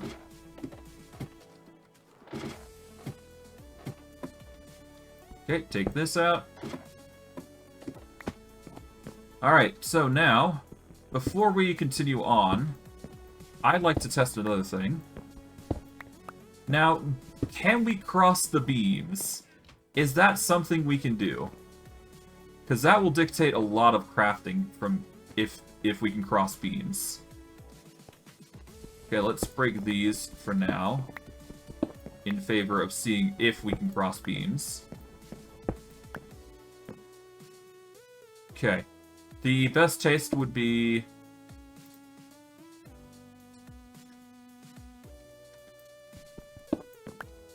Okay. It clearly doesn't do anything. If I go there. Okay, so say I place a laser base here, as an example. Will that work? It does seem to work. Okay, so that's possible. Okay, but I won't be able to place a laser base here, realistically. Okay, let's say I place this here. Does this fit the condition if I place the laser base, say, here? It does. But I won't be able to place another laser base here because that doesn't really confide with the rules of how a laser base works. So you can put it through blocks, you can put it through lasers. So theoretically, you can make this very efficient if need be. Yeah, so what I could do is I could place a laser base here. I place a laser drill this way. And there you go. It should work.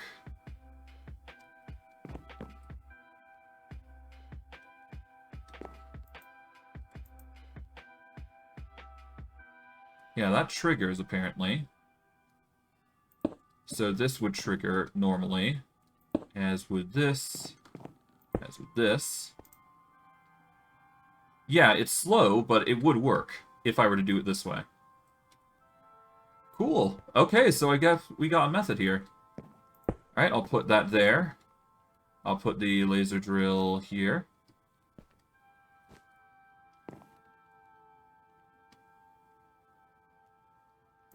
There we go.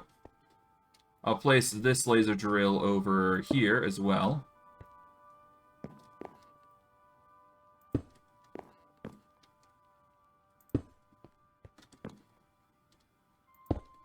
There we go.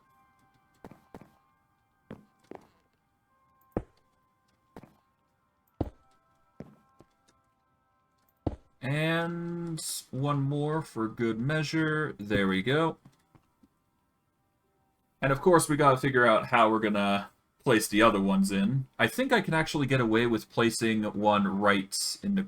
Well, obviously I can get one in the corner here. But I won't be able to get one here if I do that. So I'd have to decide how I'm gonna be organizing this. Regardless, I'll take that. And I'm gonna carefully organize this, because I want this to work really well. So take those.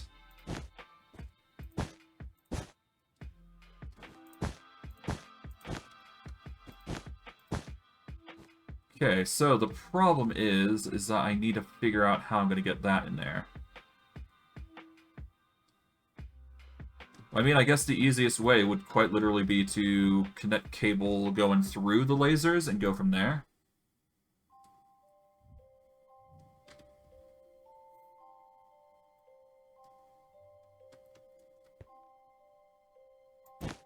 Okay, we're going to... Alright, let's extend these over to here, like so.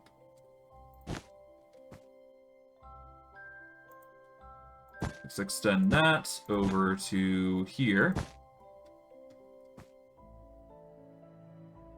And I guess we do the... I guess we don't do that for there. We do this. Wait, hold on. Yeah, we connect it like so.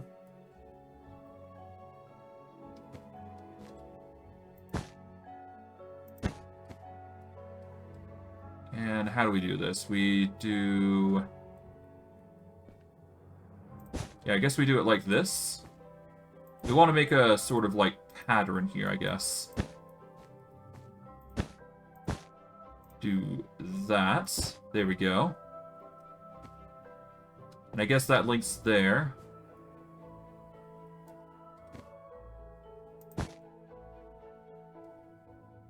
Okay. And we go across like so.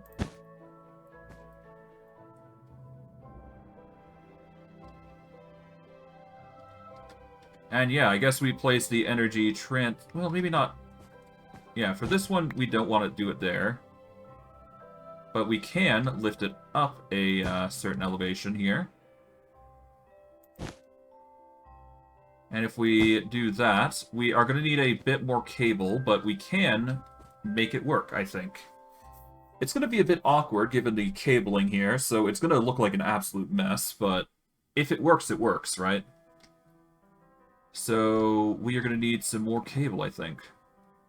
Let's go back up. We just need at least 8 more, and we should be able to make this work. But I guess we'll see what happens. Oh, careful I don't fall. And up we are. Thankfully, we've got plenty of bricks. Yep, we got plenty of bricks to work with. We can make some more stairs. Oh, right, we need to actually make brick blocks here. Let's make a stack, because we can. Or as much as we can, anyways. Let's make some more energy cable. Oh, right, we need to actually make the stairs. Let's make that much. Oh, we're not using the bricks for anything else, so there you go. We'll make 16. That should be enough for this amalgamation of work that we're doing. Alright. Actually, you know what? I don't even have to connect these here. What I'll do is I'll just connect these to the side, like so. And then all I gotta do is take the energy transfer node here. Take the energy cable here, place that there, and then energy cable it up. There we go. Now, if we just transfer rate maximum, we GPS marker this. There we go. Now we go back to the energy gen that we've been using. We can mark it up, and then we'll get 4 types of lasers basically working in unison. Hopefully at full capacity. I don't think these things conflict, but that's the hope, that it doesn't. But we'll see. Maybe I can make it more efficient as time goes on, but I think this is just my way of making it very efficient, so that's just how we're going to do it for now. Okay, down to the very bottom we go. Let's see. Take those. We are going to put this one down. Okay, 217. We want to put that in there. There we go. That will get us power. Or that is our power source, rather. And I do believe that is going to expend all of our powerful resources with our coal gens, I think. Because this is 4 lasers that we're trying to power, after all.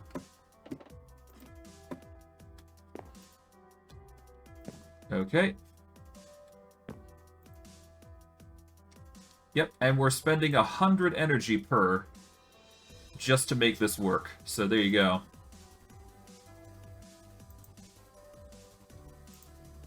Yeah, no, everything's just barely powering itself, so there you go. For now, though, I think that's that. We just need to send a cable down and actually collect the resources. So either I shorten the trip by making a item teleporter, or I go cable mode, which I think is the fun way to do it, so we're going to go with that route. Okay, in order for us to go cable route, we are going to need to figure out where we want to set the cable. I think the easiest way is just quite literally send a cable downwards through here. There we go. Let's see, how much cable do we have? We've got 22 currently. We are going to need a lot more for that, I think. So, let's make some more storage cable, I guess. Which we can't access out here, so we're going to have to get it. Okay, over to here. Okay, storage cable over here.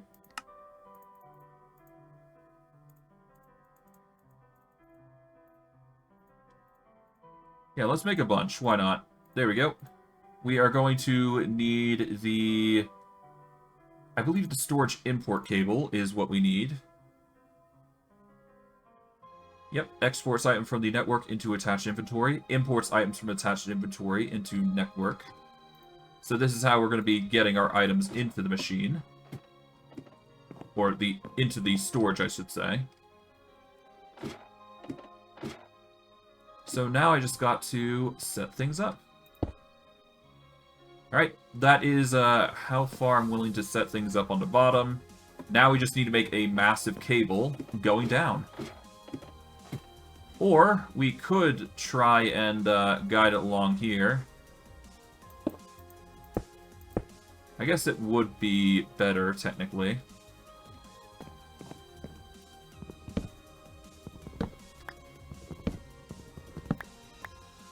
Alright, let's see.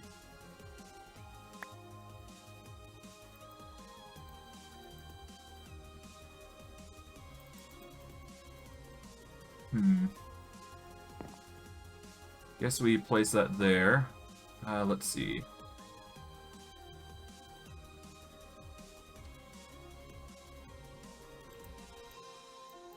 Okay, I can't place that there. I think I might need a trapdoor. Here we go. Make a trapdoor. I'm not sure if in this version we can actually utilize the power of the trapdoors, but I guess we'll see. Nope. In this version of Minecraft, trapdoors do not do what I expect them to do. Okay, so we can't reliably use that method, that's for sure. And I guess I could just bridge out to it, it's no big deal. Yeah, if we do that, we can... Oh! If I can actually balance on this, geez. Yeah, let's just do this. There we go.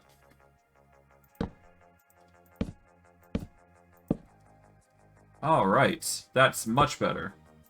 We'll just do that. I will break those. And now we just need only build up. Okay, we're gonna aim for that area here.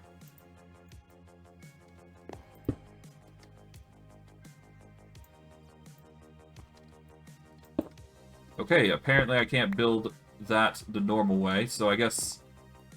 Oh boy. This is gonna be tedious. I can tell it right now.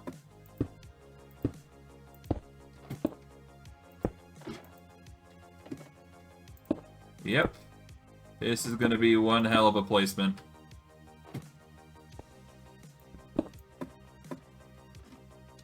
Okay, well, whatever. Oh boy. Yeah, this is gonna be hellish. Let's grab that. Eat some mineral. I might be able to get better luck if I go downwards, but we'll see. So I guess I'll go start upwards, and then we'll go from there. What the heck was that? Apparently going into my inventory makes this a whole lot faster if you're aiming upwards right.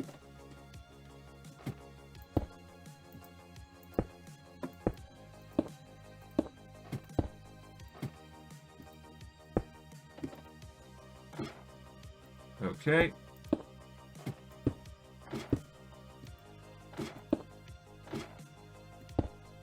Let's just make sure we get everything before we, you know, jump to... Yeah, let's just do this way. It's slower, but whatever. There we go. It didn't take too long. I mean, it's not that hard to set these things up. Alright, well, we can place the oak slabs back now, because we've got the things set up now. Okay. Done and done. We'll go over to the edges here, quickly grab them.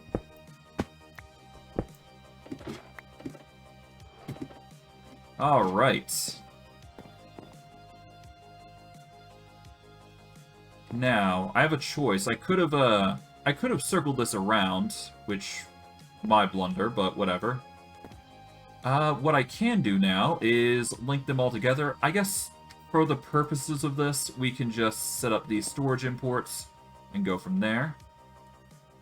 Let's see, we need the laser bases here. We're going to put all these cable on in the right positionings. We just have to play...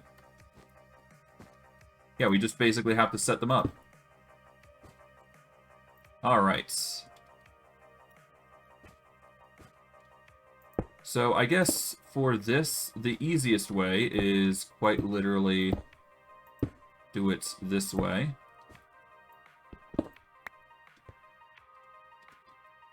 I prefer some uniformity, but I don't think that's a luxury we've got for this one at least. If I don't want to spend extra resources, which I'm willing to do because these cables are really cheap. So there we go. Now, all we gotta do is just expand the cable across. There we go. Simple as that. Break the excess that we don't need. There we go. Alright. With that, I don't think we just... Oh, it's lagging a bit. That's fine. I think we just need to set blacklist here, and it'll suck up the items. There we go.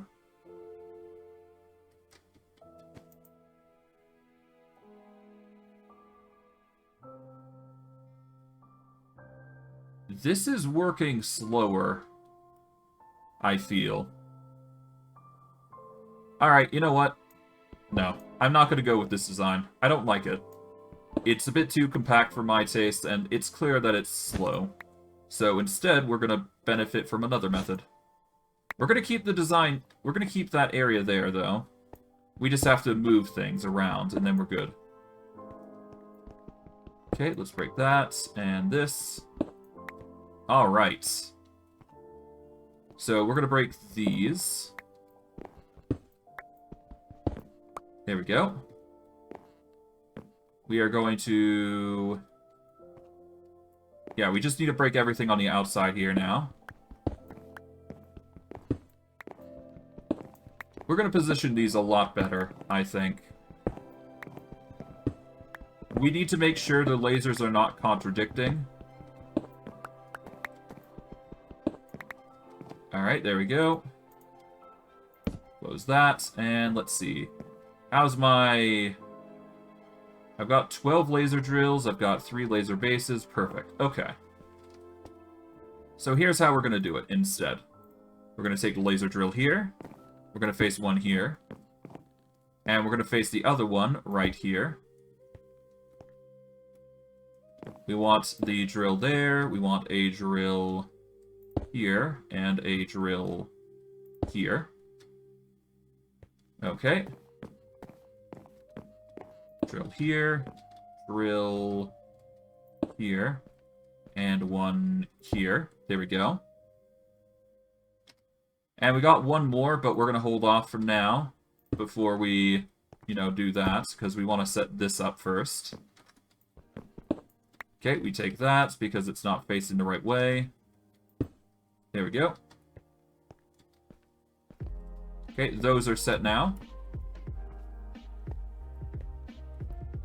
And let's see. I do believe that if I set the laser drill up facing this way, I should be able to link them properly. Okay, we'll place one here. One here. Wrong way. Preferably this direction. Nope. Okay, I'm gonna need to expand this area a little bit, so that way I've got some liberty to move. But basically, we're gonna be placing it there, I think. Oh no, wait, if I do that, then it won't actually do it properly. How do I make this as efficient as possible?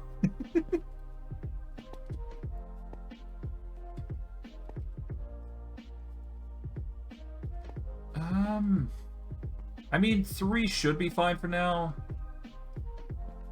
Although it's looking like I'm gonna need 5 for this entire setup, just to make it look good. I'm not 100% certain.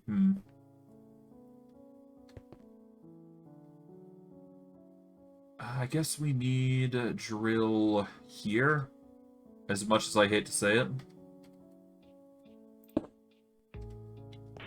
Yeah, because if I get a drill there, then I can... Well, let me see. If I place that there, place this there, place this here, I'm left with another room that I can set up. Well, I'm left with enough room to do what?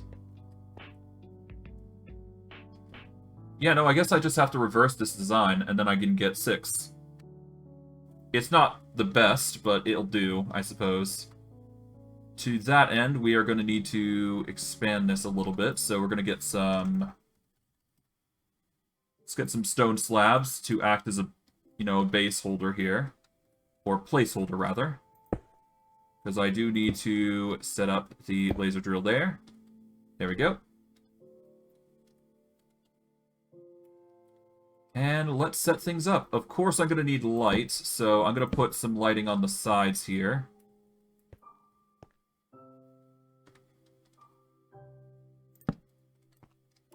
Okay.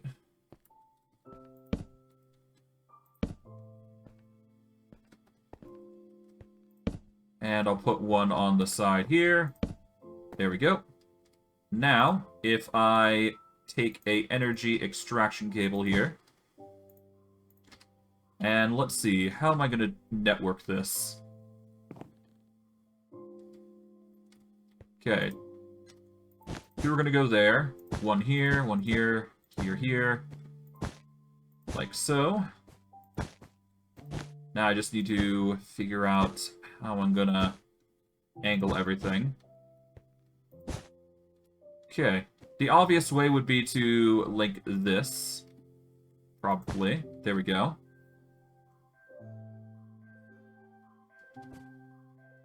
Let's link these. Like so, I guess. We'll link these 2, so that way we can link... Oh, hold on. For now, let's focus on these. Okay, so this can go here. Like so.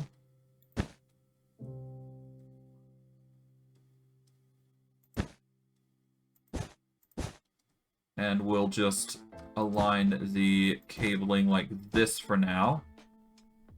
Because I'm sure I can get a duplicate here. For now, we'll just do that.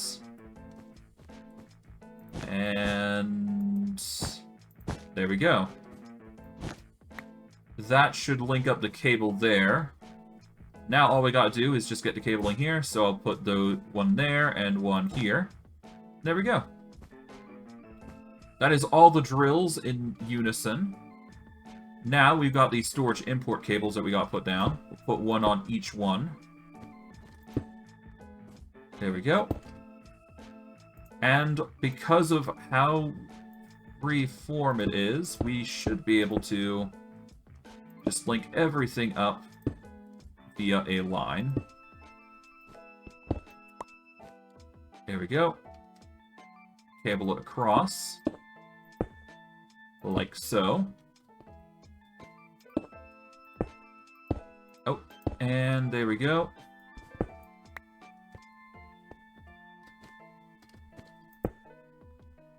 And done is done.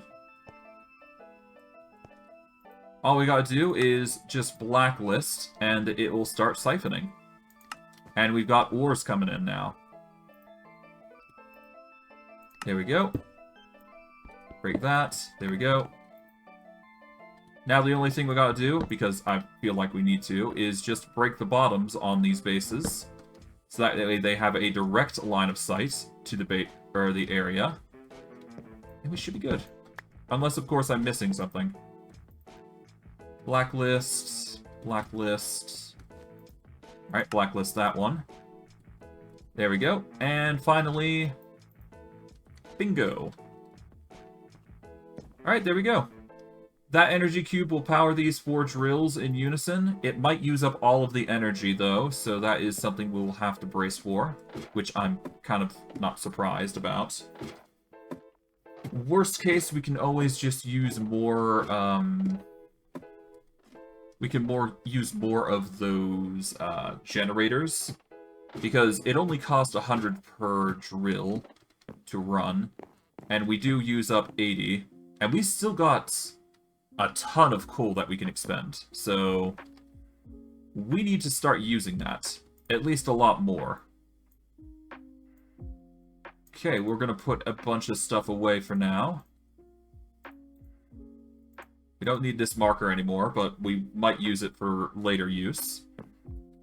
Alright, let's increase our energy power while we have the chance. We've definitely increased the amount of potential that our gears have been going. Okay. In order for us to upgrade our combustion stuff, we just need more coal going in. The easiest way is to provide more coal. Or provide more machines that provide coal, but that's a given. To that end, we're going to need more energy extraction cables if we're going to do this. So I guess we'll start by making those extraction cables, and we'll go from there.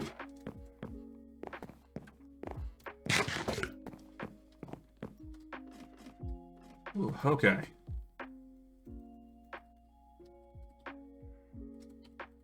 To make energy extraction cables, we just need droppers and weighted pressure plates, so arguably cheaper. Let's make 16 of them.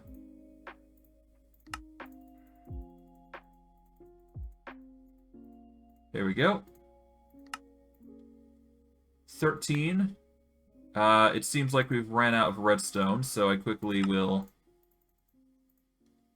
just make a bunch of redstone like so. There we go. We've made 17. We are going to need a generator.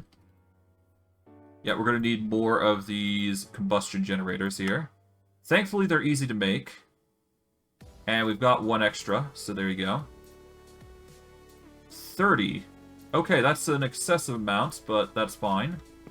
It just means we got more to work with. We are going to need more cabling to insert more charcoal, so let's get some charcoal here. There we go. We are going to need... We're going to need those cables.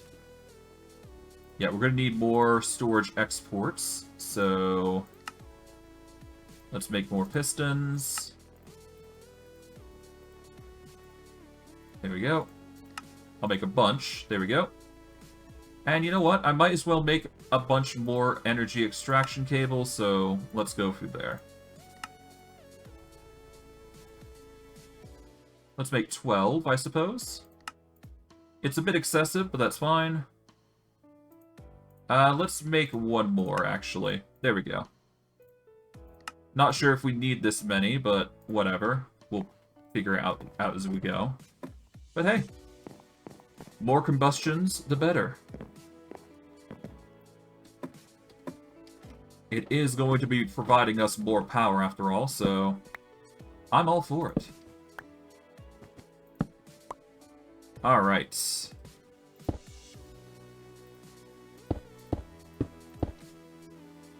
Okay, let's start by... Let's move the hoe, so that way we can set these up.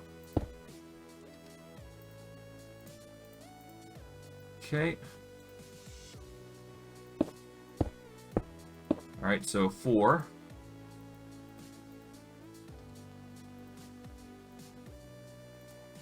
There we go.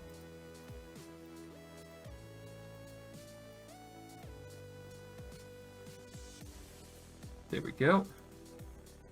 Alright, that's going to start supplying that bunch. We're going to set up the energy extraction cables. There we go. New row.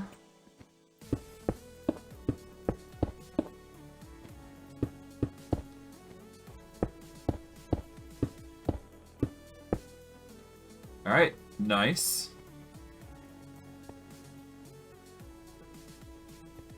Okay, we're gonna get the energy extraction cables set up first and foremost.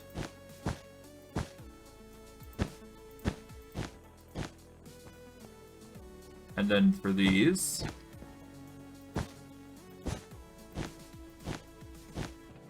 Alright, now, get the cables.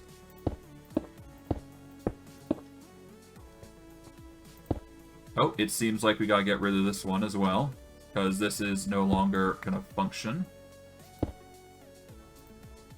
There we go.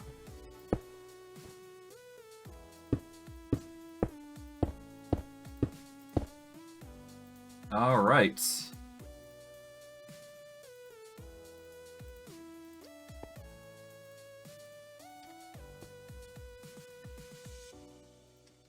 Okay. I can't import filters, so no point in doing so. I'll just focus on using charcoal as the focus. There we go. That fuels them. Now we go for these ones. There we go. That gets us infinitely more power, I'm presuming. Each one is, after all, 80... Yeah, each one is actually 80... Oh, 80 RF per tick, so that's nice. I really should think about setting up a universal generator, though. Like, something that actually holds the power. Although, that said, I am using charcoal. So that's going to be a... It's just going to be a repetitive grind of seeing how far it goes. Let's see. 1, 2, 3, 4, 5, 6. I can get 6 here, so that's fine. Let's set up the cabling beforehand, so that way I can set up the wall of cables ahead of time. Each one is going to be charcoal powered, obviously.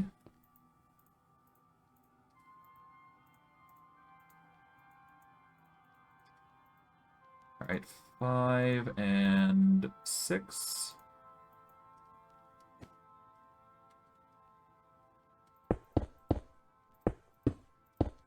Alright, each one should be receiving, yep, a generator. Done and done.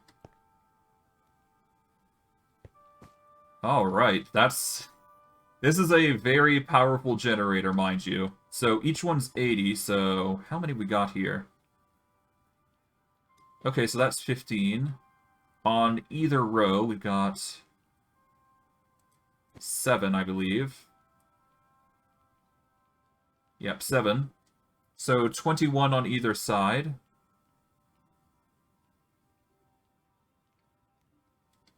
So, let's see.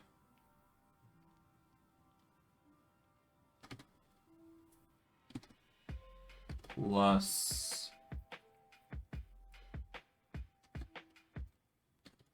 Okay, so we got 57 generators currently powered. And multiplying that by 80, we've got 4,560 ticks worth of power. So that's going to be an intense amount of cooking rate that we've got going for everything. Oh, hi. Definitely not letting you do that. And never mind the fact that we are draining resort. Well, we're draining. We're getting a constant supply of charcoal.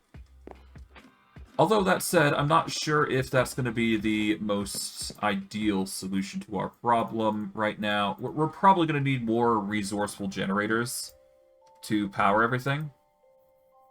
So I'm half tempted to put in a 1 or 2 more resourceful generators.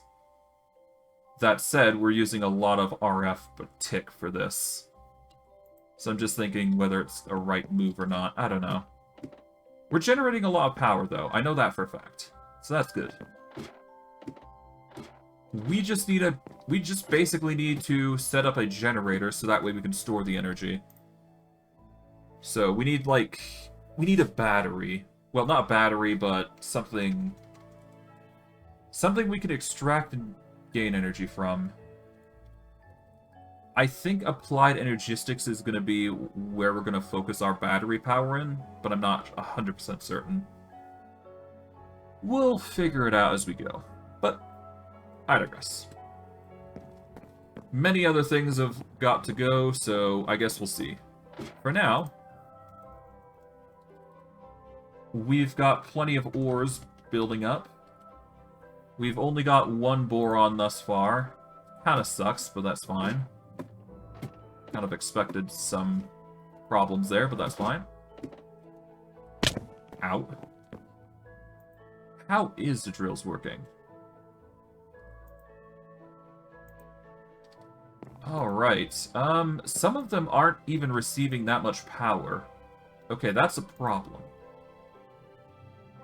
Okay, so each one requires 100 RF a tick. We are currently running...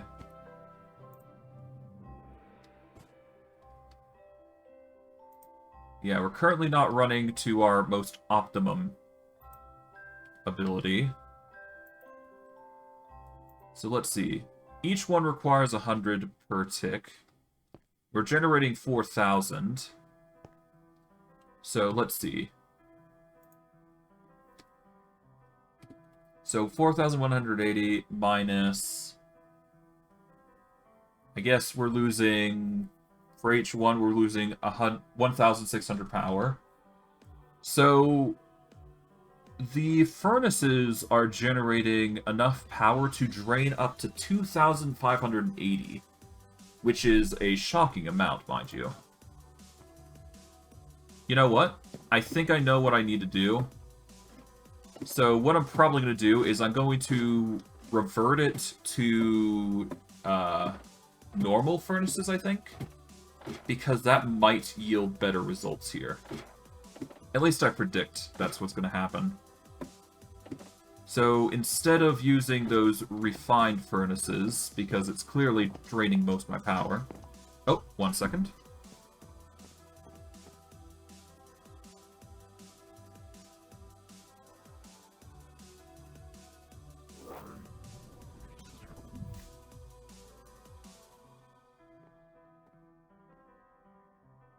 Alright, give me a second. Be right back, and I will be back with you shortly. I just need to do something real quick. Shouldn't take 2 seconds.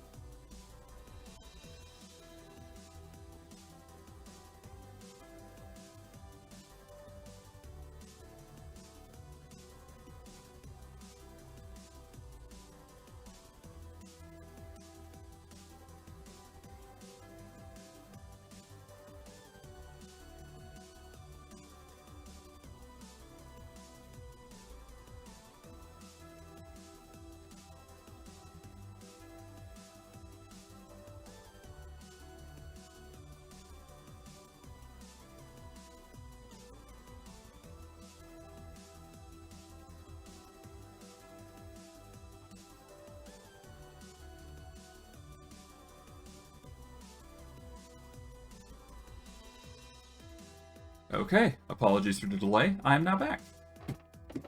Oh, hi! Wasn't exactly expecting... Oh, yeah. Could you go? Cease. Alright, so I guess the mobs are spawning on the sides here, which I kind of predicted would happen. Okay, let's just put some torches on the side here. That should fix our problems to some extent. But yeah, no, I think what we need to do is we need to get some furnaces. Normal furnaces, rather. So if we... No, we can't use the fast ones, so... Let's go up here for a moment. Let's get our normal furnaces here. Because normal furnaces don't require power, which is the benefit. Okay, we're gonna make a bunch of normal furnae. Should only need that many. It should be enough.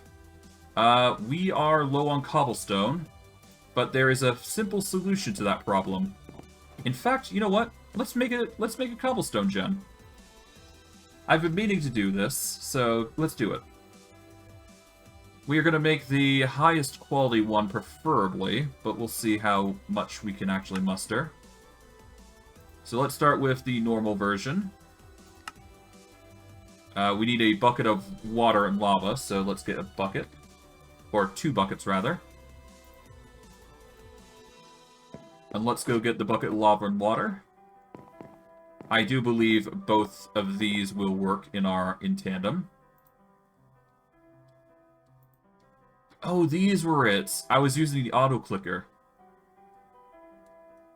You know, I could just use a dropper, couldn't I? And then use a redstone clock to get this, couldn't I? It'd be a lot more efficient than what I'm using on the auto-clickers here. It'd be built a little higher, but other than that, it's pretty much the same recipe here, isn't it?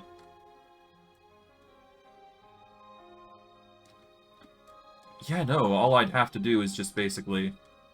Hold on, let me actually do it that way. Hold on. If I take out these... Yeah, let's take out the auto-clickers here. There we go.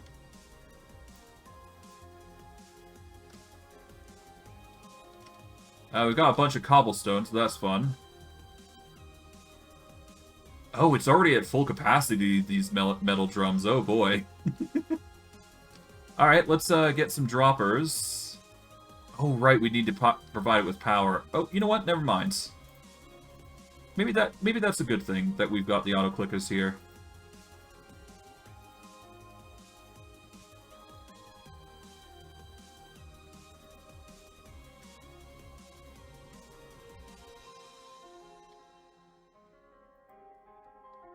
There we go.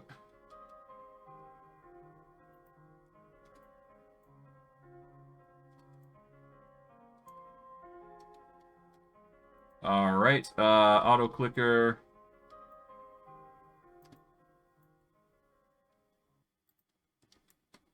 Okay, let's put in the slab again. There we go. We'll get the fluid extractor. There we go. Yeah, it's fine. Alright, let's see. How is this going anyways?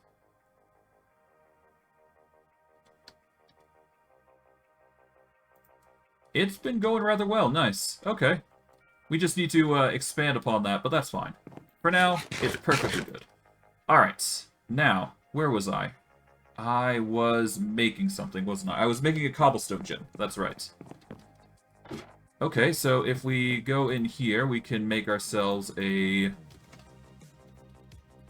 cobblestone generator. There we go. Just a normal one should do it. We then upgrade to iron. We then upgrade from that to... Let's see. We make a diamond one. A diamond one makes a blaze rod one, which we can't make because we don't have blaze rods. And we need a loot fabricator or a functional blaze head if we wanted to make one. So we'd need a decorative blaze statue, which requires statue core, blaze rods, anyways. So, yeah. We'd need hellish matter, which, again, it's just a whole spiel of stuff. For now, we just need this diamond one.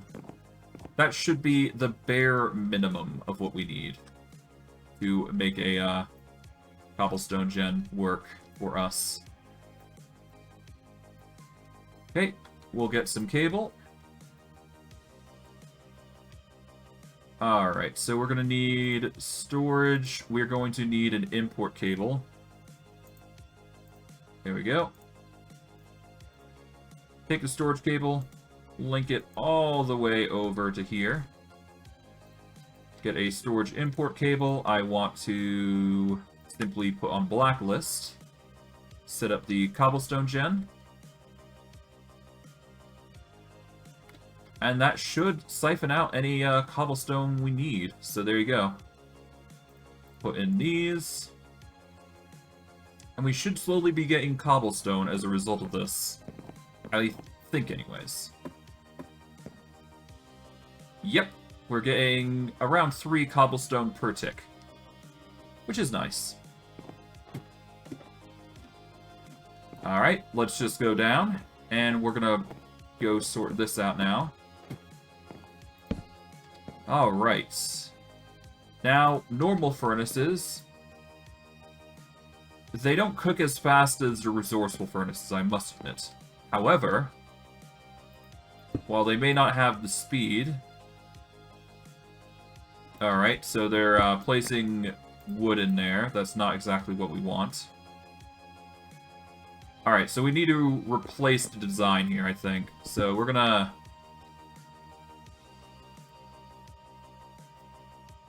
Yeah, we need to redo the design if we're going to make this work, so let's quickly do that then.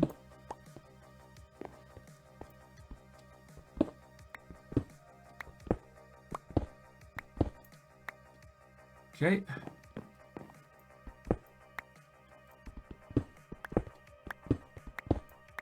Let's go down. All right. Now, we want... import cables on the top. Okay. And... oh, right, we have to insert even more, don't we?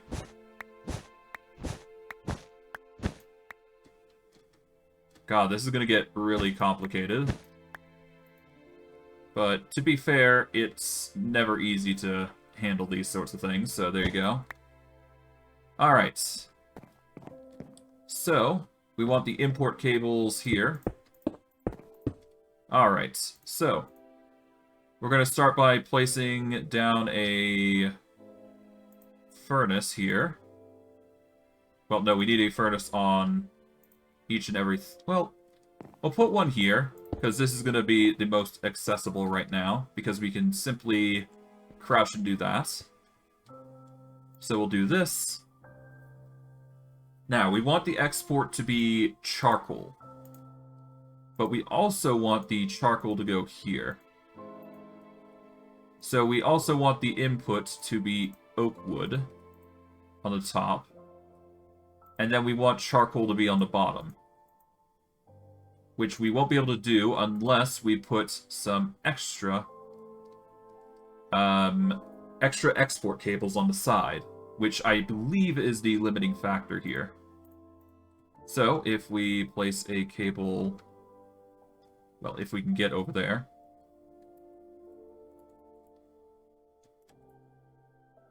Okay, I can't do that, so I'm going to have to break this temporarily. We'll place a storage cable there, because that is how we're going to get the charcoal in. And then we'll get the charcoal out the same way. Okay. So, if we place a furnace here, like so, it's going to put wood in there, it's going to put charcoal in the back, that's going to heat it up, and any charcoal we get from this end, it's going to drop in. There we go. We now have an infinite source of charcoal going. And it's even cheaper than what we're sacrificing. So there we go. Now we just gotta get up there again and...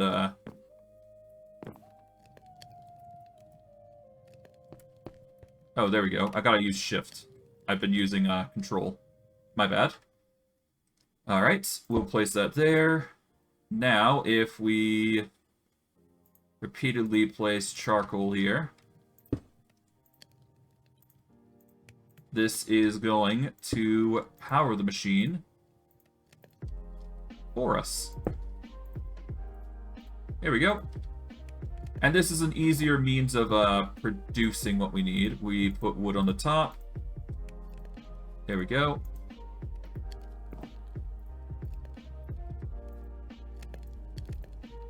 Done and done. Now the furnaces are going to work overtime for us. So there you go. And I don't think we even need these side bits here, because... Yeah, no, everything's already linked, so we don't need this side bit here. Alright, we'll take this off. Okay, there we go. And we can do the same thing here. So I guess we'll start by getting rid of the energy cable.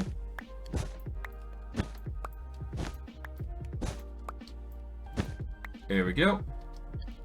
I will keep these sides over and filled. But yeah, we probably won't be using the resourceful furnaces to obtain charcoal, at least. At least I think we won't. Because it's just chewing up way too much power, I think. At that point, I might as well just move the resourceful furnace somewhere else. And just have these things work over time. Because while it is slower, it doesn't require so much energy. Oh, we can stop it, though, if need be. Which is nice, I suppose. Okay, we'll put a storage cable here for now. And I guess...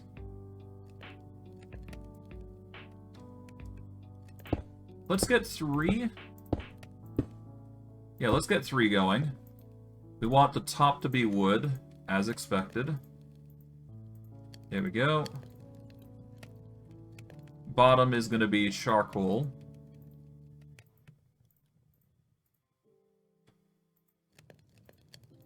There we go. And then 3 down on the bottom here. And we'll get 3 more ferni going in here. And I guess charcoal is going in.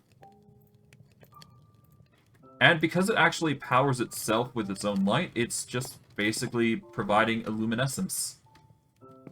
And it's going to go for infinite, so we can get rid of that. So there you go. Okay, slab. Let's get a singular slab to cover up that bottom bit there. There we go. Nice. We're making some serious progress, I'd say. Of course, you know, it took some time to get all this sorted. But I do believe we can get rid of the resourceful furnaces here, I think. I don't need them. Not in this instance, anyways. So we're gonna remove the... We're gonna remove the 3860. We're gonna get rid of all these furnaces here. Yeah, we're gonna rely heavily on normal furnaces, I think, here. Ow. Okay, let's carefully just remove what we don't need, and we'll be good to go.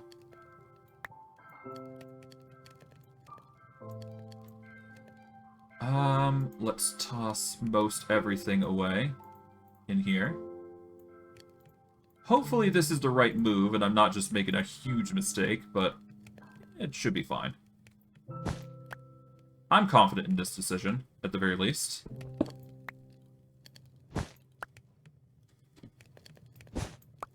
Okay.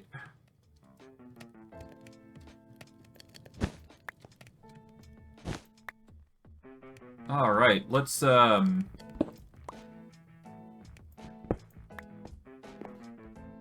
let's swiftly just replace these here.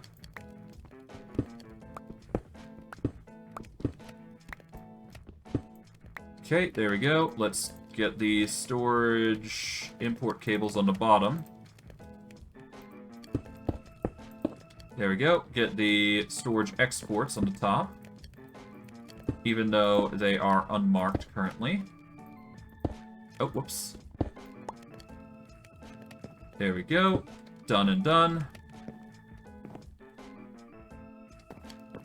Now I just gotta mark everything else and I should be good. At the very least, 8 furnaces running is pretty good for now. We're gonna actually quickly make some more imports and exports. Alright, so we're gonna need a bunch of... well, we don't need that many imports, we just need enough. I'm gonna place them all the way to the edge here, so we are gonna have another furnace here. We're gonna need 6... we're gonna need 8... 9, 10, 11... we're gonna need 13 export cables, so we'll go from there. It is nighttime, it is raining, so I'm gonna get a rest, so that way we can get rid of the rain. Or try to, anyways. Okay.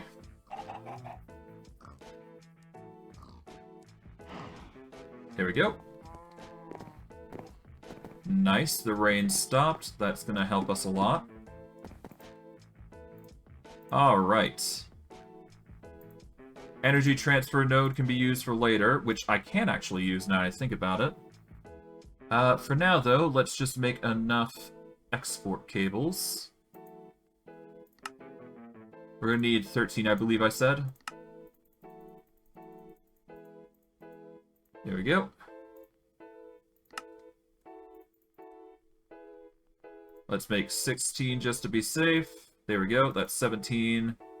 We're gonna get some cable. Alright, cancel that. Let's get a stack of cable just in case. Shouldn't need that many. We are gonna need a furnace. We'll take the furnaces in here. We are then going to need a... what was it? We're gonna need some charcoal. Just enough for one should be good. Because we are going to be generating plenty of charcoal this way. But yeah, no, we're getting one... for every 1 charcoal, we're basically getting 8 wood cooked into a charcoal, which is basically a perpetual system. But I digress. Okay. Charcoal goes in the bottom slots, obviously. There we go.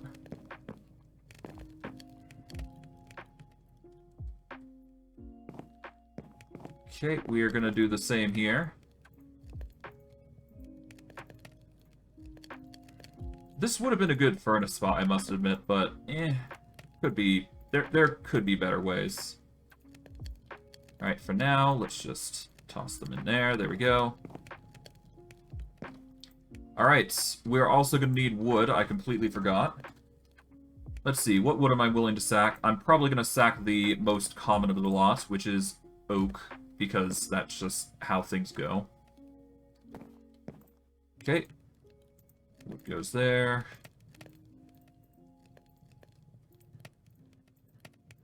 Make sure we got all spots accounted for. There we go.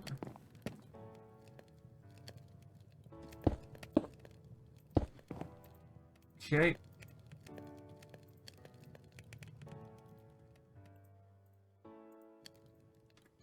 Let's do 3 on this side here. There we go.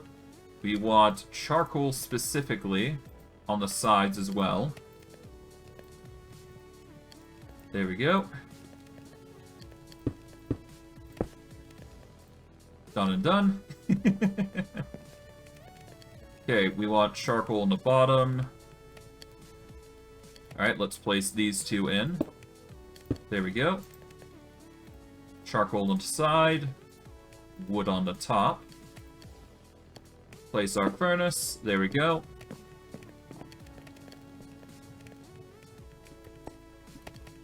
Okay, and now let's get the cable here. And let's get all the other bits in.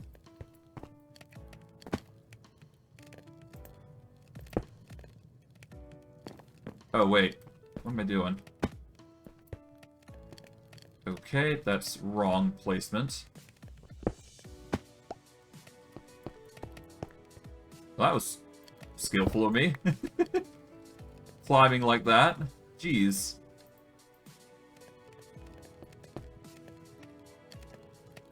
Okay, carefully just place that there. There we go. I believe that's how we do it then. Alright, let's just place these along. Like so. And there we go. Now we place the charcoal in. Like so.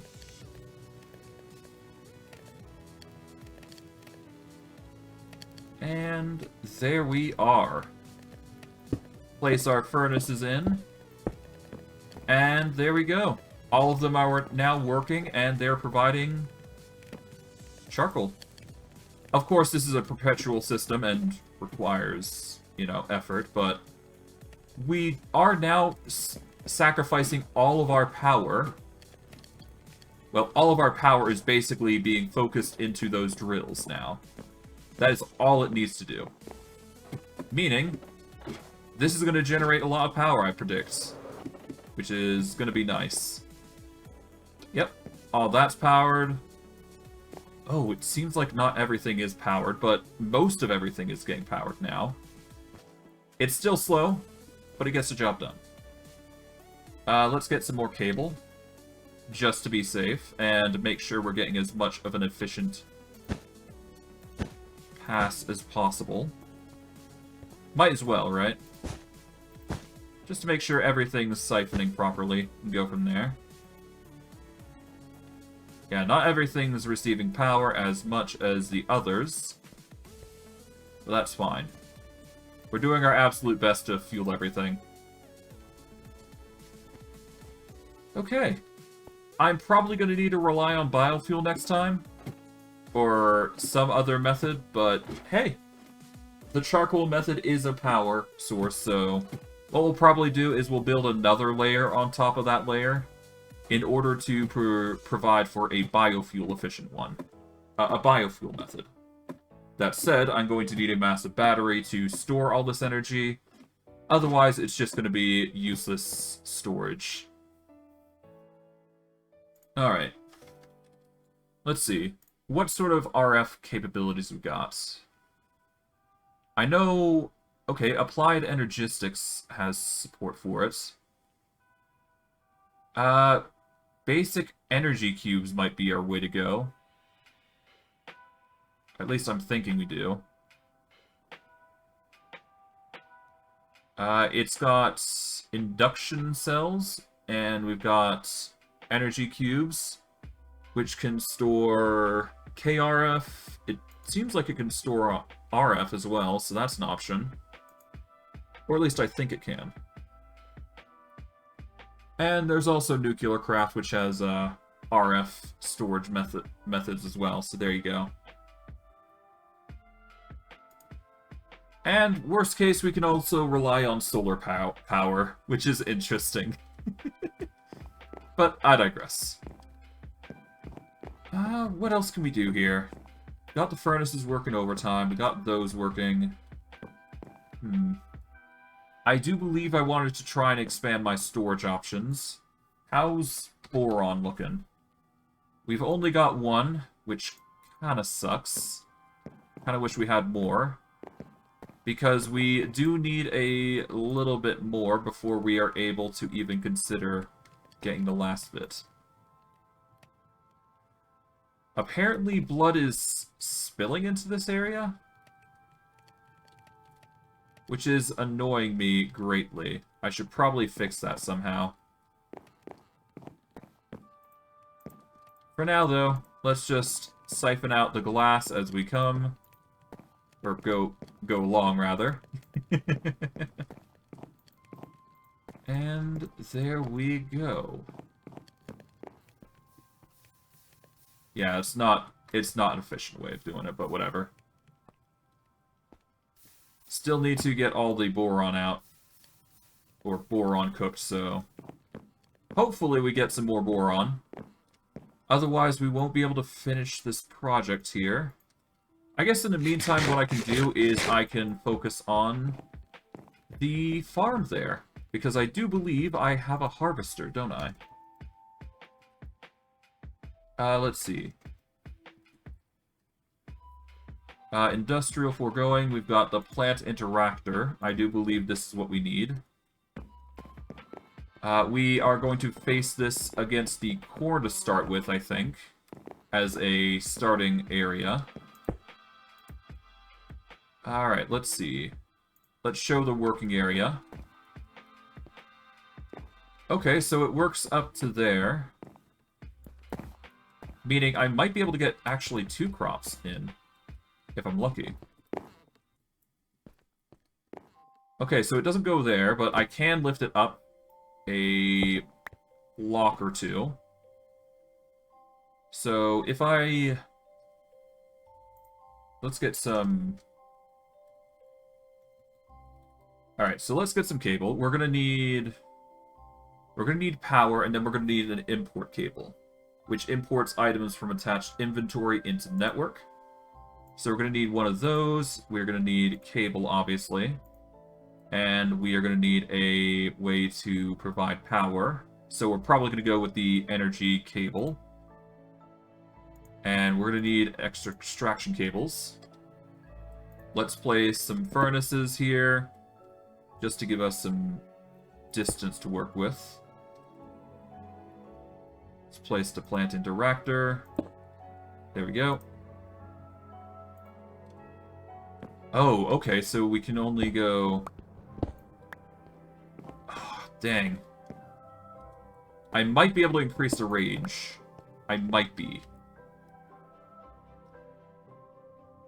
Yeah, no, if I placed the interactor there... it's going to work, it's just... oh, whoops. Yeah, it's just not going to reach the wheat up here, which is annoying. I could reduce this 1 level down. I could. And that would gather most everything.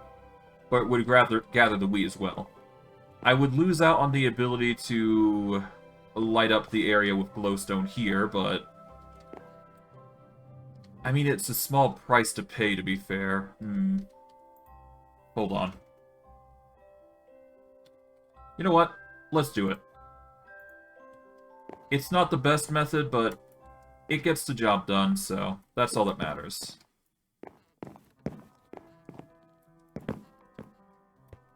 Okay, we are going to tear this down.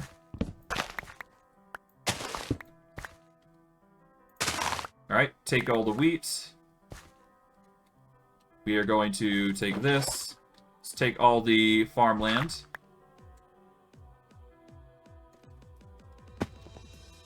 Okay. Alright, let's get some glowstone. There we go. That should be it. Alright, let's cut off these little tidbits here, because we're going to need it like that. Alright. Now, if I jump over to here... oh, I'm hitting control. There we go. I do believe I can just... okay, that cuts up 2 bits. Well, we can cut it in 2 bits, it's fine.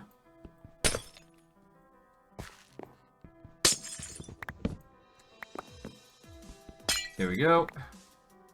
And nearly done.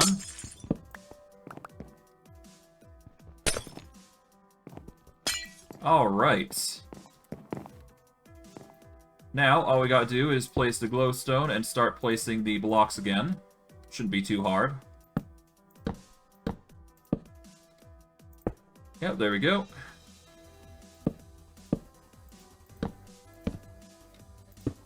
Alright, and with this, we can actually... Yeah, we can actually just set up a farm, and we can actually harvest from both crops, which is arguably more efficient, so... We're gonna take advantage of just using one machine, like, when we can. I would like to prevent us from using as much... Well, I'd like to prevent blocking as much glowstone as possible, but we can only do so much.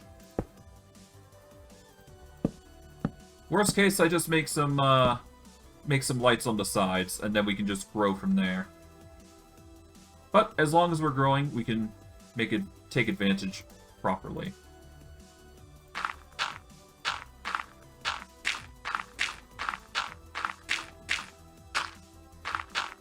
Okay, now we got the last stack here.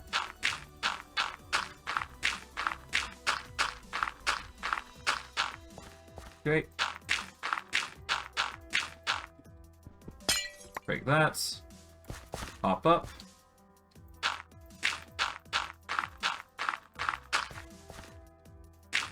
And there we go.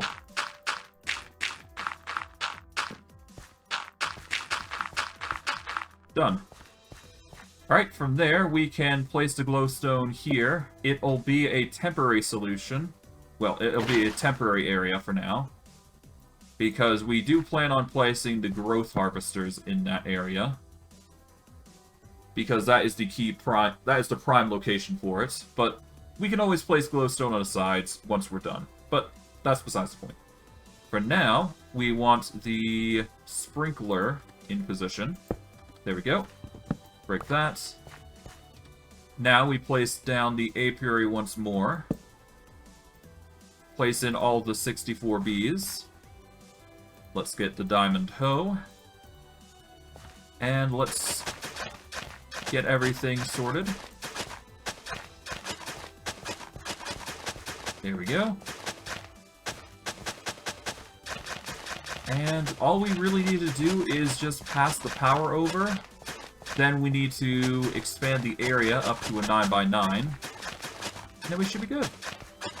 And hey, if it gets bigger, vertically, then we're good. Okay, now.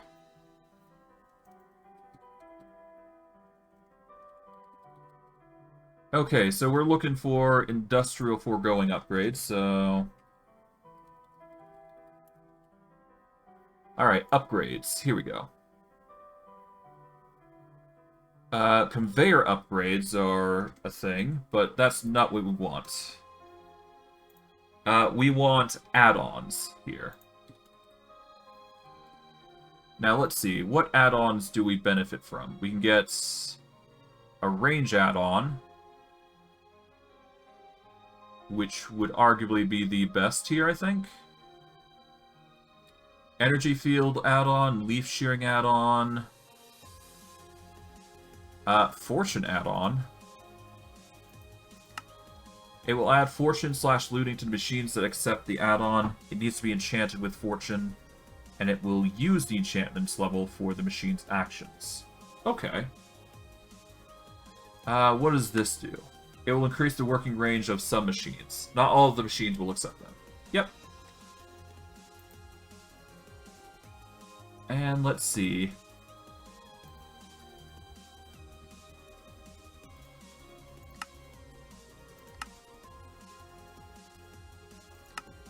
I do believe a range upgrade can be used with this, so it can go... We're gonna get a tier 4 range upgrade, I think.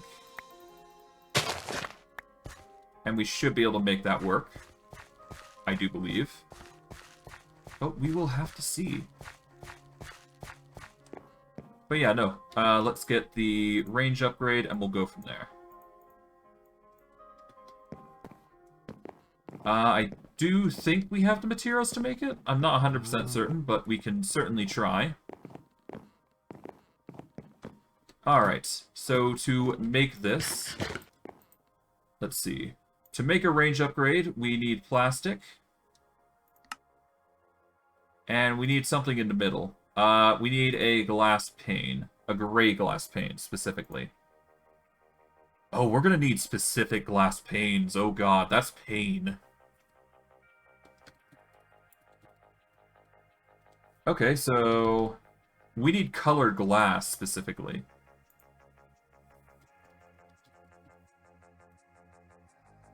Okay, to start off with, we need gray, so let's see. So gray dye, black and white dye. Pretty self-explanatory. That's going to require black dye. How am I going to get black dye, then? Okay, how do you get ink sacs? I can get it through statue loot, which is not exactly what I want to do.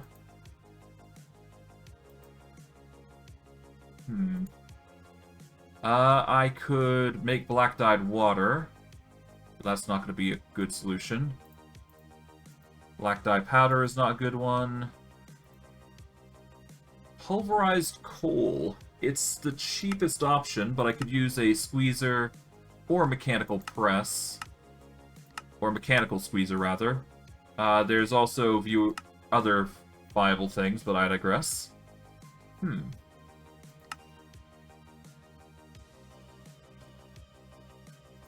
Can a fisher actually do it?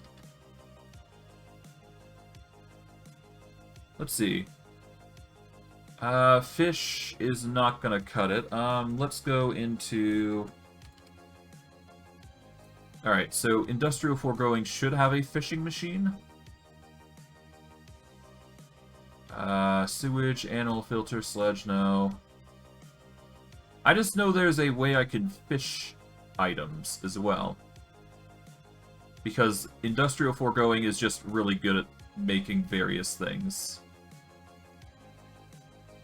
Proteins, no. Animal grow, no. Hold on. There should be something of a fisher here.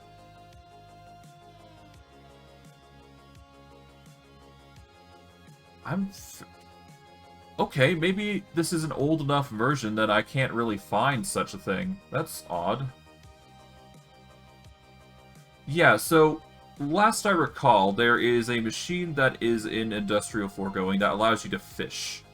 I do not think it's in this mod pack. Either that, or it's just not in this particular version. I know it exists, I just haven't found it. Oh, it seems I'm lagging. Give me a sec, there we go.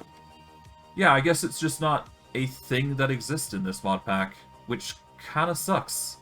I was looking forward to making one of those, but that's fine. We'll find other methods to amend for this sort of situation. For now, though, I do believe we are going to want... I guess I didn't make the other spore recreator, did I? But that's besides the point. For now, we're going to have to reliably get our hands on squid. Or we're going to have to find some flowers to make gray dye. We can make white tulips, we can make vanilla flowers. Nothing that actually makes gray dye, though, which is a problem. So we're going to have to find a way to get some squid. Let's see. A squid lily. Oh, hello. This... Okay, plant in water. And it probably makes a squid. Okay, so this is how you get squids, then, I guess.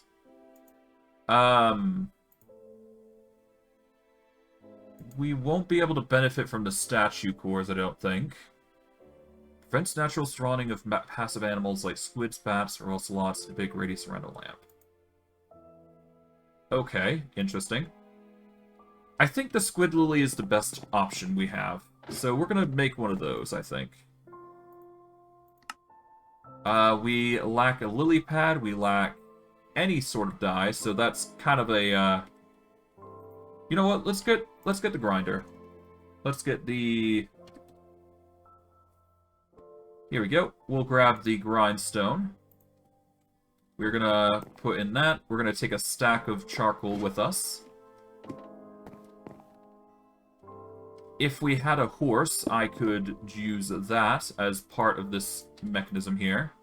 For now, we're just gonna make do with our own method of just getting it. There we go. We don't need a lot, we just need what we need. There we go, pulverized coal. Now, if we take that and white dye... Oh.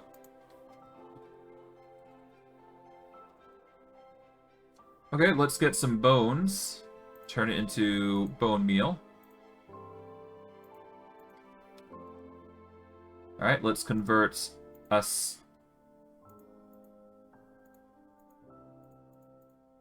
Wait, bone meal can't be converted into a dye? What? It should be able to. Oh, okay, maybe this? There we go. Gray dye. Done. Okay, we're gonna make some gray glass.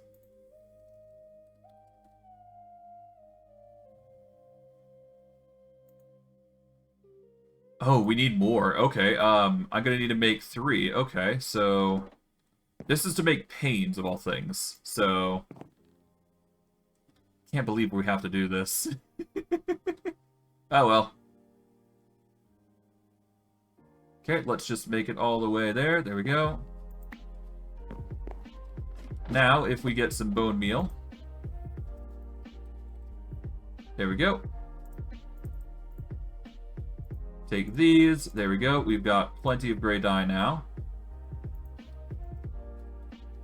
Oh, right. Hold on. We only need 1 gray dye in order to make 8 stained glass anyways.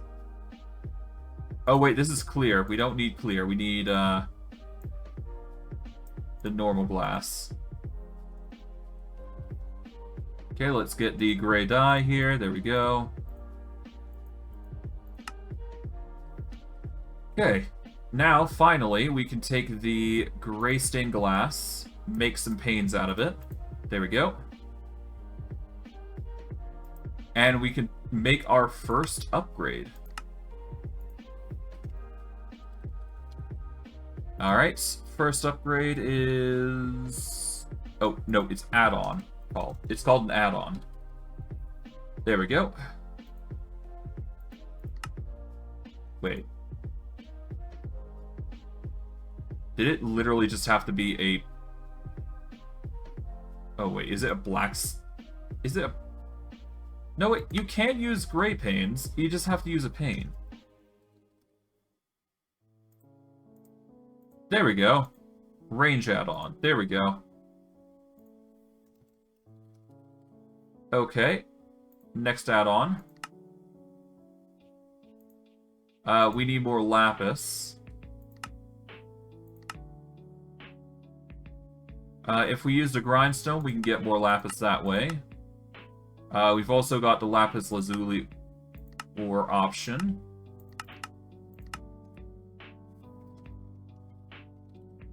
Thankfully, we've got 6 ore already, and we've also got blocks of it, so... There we go. Tons of lapis. Alright. Add on here. Let's get another pane. Doesn't care what type of pane it is, so there you go.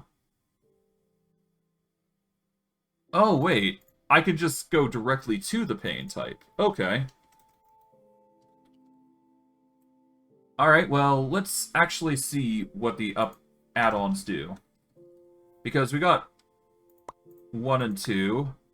That'll determine what sort of add-on I need, actually. So, having these is actually good reference material. So, I could either use the add-on 1 here. which will increase the radius by 1. Or I could add on 2, which will increase the radius by 2. Or I could go directly to 4, which I think I'm going to do. So I'm going to ditch these range add-ons. I don't need them. I'm just going to get the tier 4 one, because that's the highest that we need for it. So off we go. Okay, so tier 4 range add-on requires tin ingots. Thankfully, I do believe we have tin. Or at least we haven't cooked any. Let's see, tin. We have a ton of tin amber that we haven't cooked yet, so I guess we'll cook a stack to make up for lost time. And let's see, we're going to get double the amount here, so we need 8 divided by 9.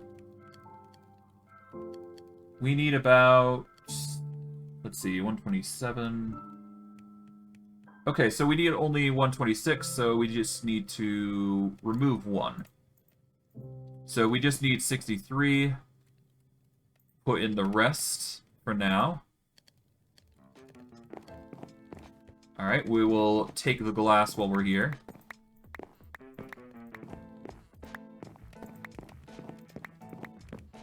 Okay, grab everything here.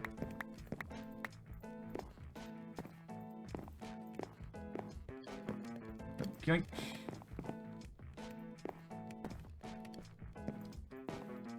There we go. Done and done. And let's see. Alright, cool. We've got 14. This is enough. Or whatever we're trying. Okay. 1, 2, 3, 4, 5, 6, 7. And we got 14 of them, so we'll take advantage where we can. Okay, 1, 2, 3, 4, 5, 6, and 7. There we go. Tin blocks aplenty. So if we ever need tin to, you know, utilize it, there we go. There we go.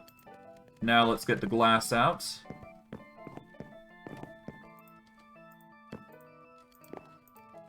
Empty these.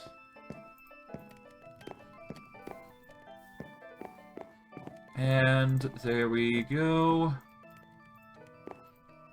Nice.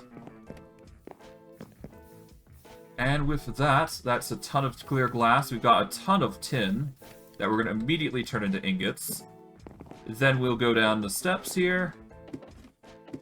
Toss all of this into the machine. There we go. And now we can get the tier 4 add-on, I do believe. Oh, right, we need to actually make it here. Alright, there we go. Now we need a pane. Done and done. Range add-on tier 4. That is perfectly what we need. Now we just need to go over here and finalize the making of this machine. And here we go. All we gotta do, place this upgrade here. And that covers the entire radius of this area. And worst case, if we ever need to, we can increase the radius by an additional... I guess we can try and increase it an additional 10, I guess. And then we can just cover this entire area. Which will give us like a 3... It'll give us a 3x3 crop range to focus on, which is going to be really nice. So that is another option that we have available to us, once we've, you know, got more room. For now, though, let's get the seeds.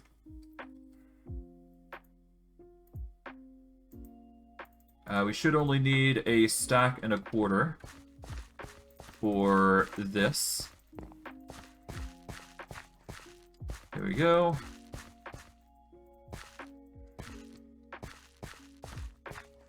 There we go. Nice.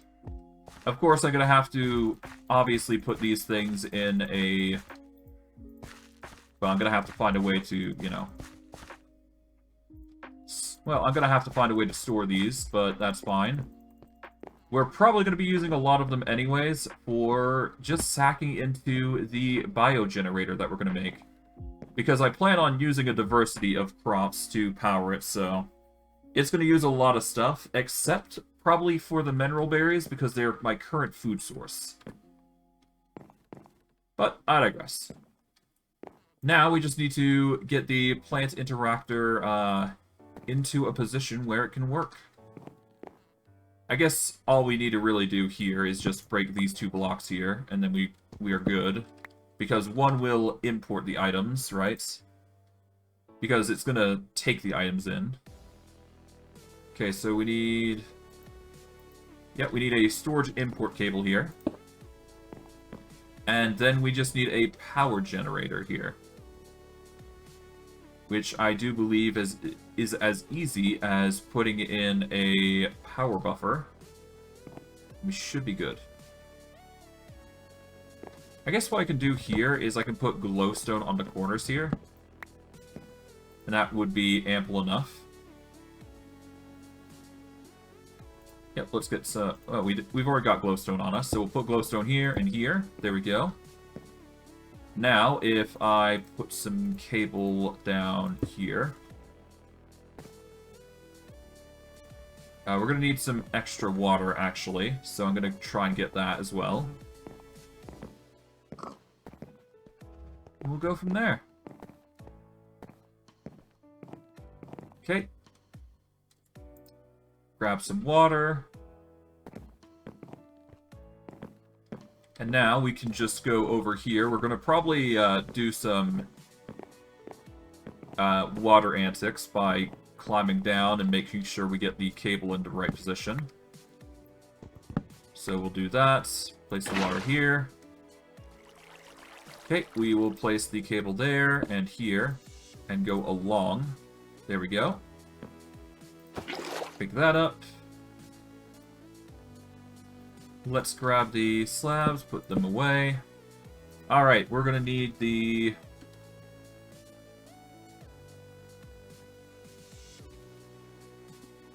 Let's see. Cyclic. Here we go. Energy transfer node. We are going to put it right here on the side where people can't see it. Just because we can. There we go.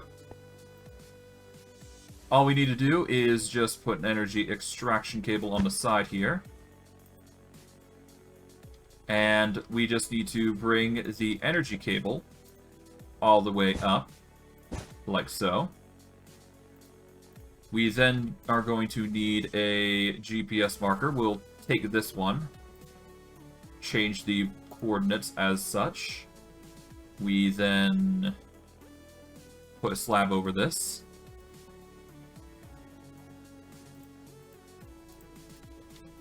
Done and done. We are obviously going to blacklist, but for now we shouldn't need to.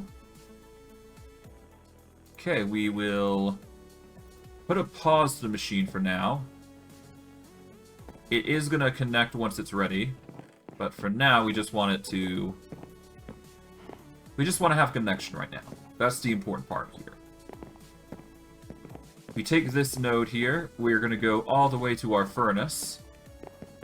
We go down, we can go all the way to the bottom here, and put in this GPS marker. There we go. And that should provide power to that machine, which is currently probably going to start harvesting, I do believe. Well, no, it won't harvest until I start it, but yeah. This should cover all crops that we harvest, so we start it. There we go.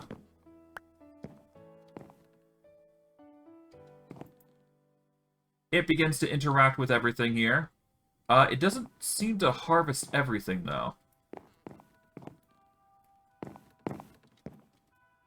Which is a problem, because we kind of need it to interact with everything.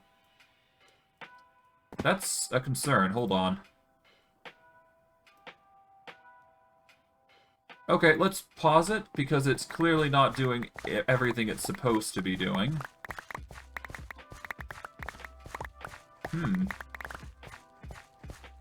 Okay, so it is working, technically. It's just not taking everything, which is a problem. Alright, so the best thing I can do for this is to find a way to siphon the items into the storage import cable here as well. So that's another thing that we're going to have to do.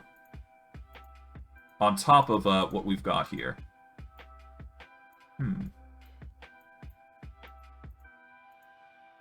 I'm fairly certain there are ways to siphon items into these things. It's just not... I'm just not sure how. Hold on.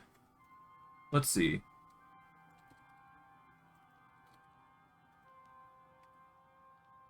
Here we go. Vac absorption hopper.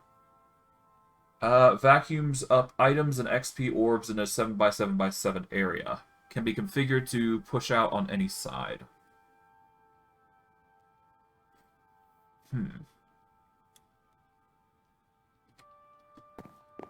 So I guess this would be 1, so 3, 5, 7. Unless it means 9.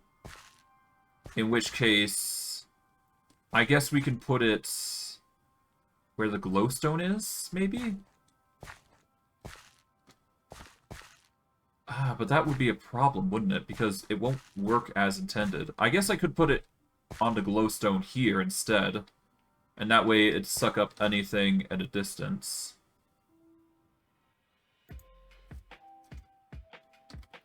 I know there's a... Hold on. We got various types of hoppers, actually. There is the Ender Hopper, which is a good alternative, I think. Let's see. Sneak right-click should display the reach of the hopper, unless disabled. There's also the Pearled Ender Hopper, which is an alternative. I think I'm going to need to make the Ender Hopper here, because this might just be our saving grace. It's something that we actually have already in that machine there. Or the mob farm, rather. So we just need to make that, basically. We need to make another pearl, basically. We've got everything except for the unstable ender pearl, which is easily made. There we go. Alright, ender hopper away. This should work. There is no guarantee it will work. It should work. And worst case, we can always figure out another method, but I digress. For now, if we place it there, and... Oh, right, we need to put it into a chest, don't we? Well, I guess we could just put it there, and that should work. I mean, it is technically a chest. Alright, let's take out some raw corn as an example. Let's see. What will happen if I throw it here? It will not transfer. Okay, how about here? So here. Here.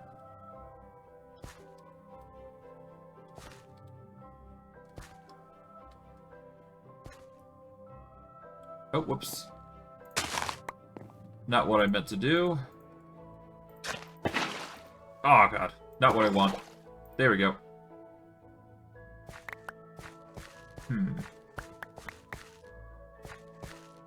Okay, so how do I make this happen? Yeah, well, it's clearly not hopping, obviously, because it's not linked to a chest. So... How big is the radius, anyways? Hold on. Let's place that there. Okay, so it's got a... So... 3, 5, 7, 9. It's got a 9 radius, so basically the same as any other chest would be.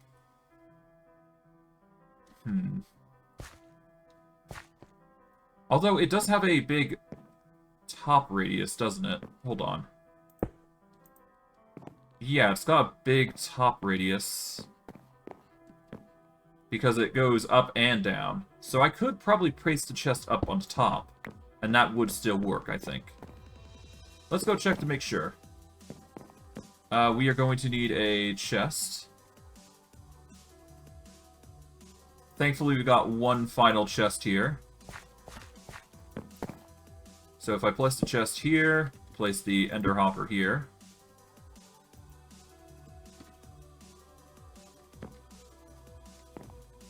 Whoops. Didn't mean to do that. Okay. Going by radius, it is not going to help going downwards. Although, I guess I could place two chests, actually. And it would do the same exact thing, wouldn't it?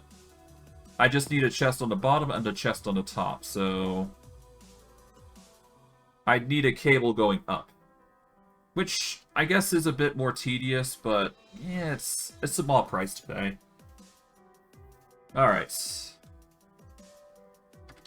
Let's get some more cable here. We'll go with a storage cable. We will then follow up with another storage import, because that's what we're trying to do here. Put that there. Alright.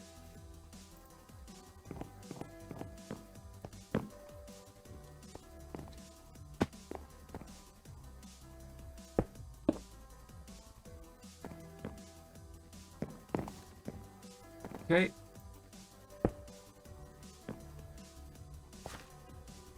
Alright, storage import.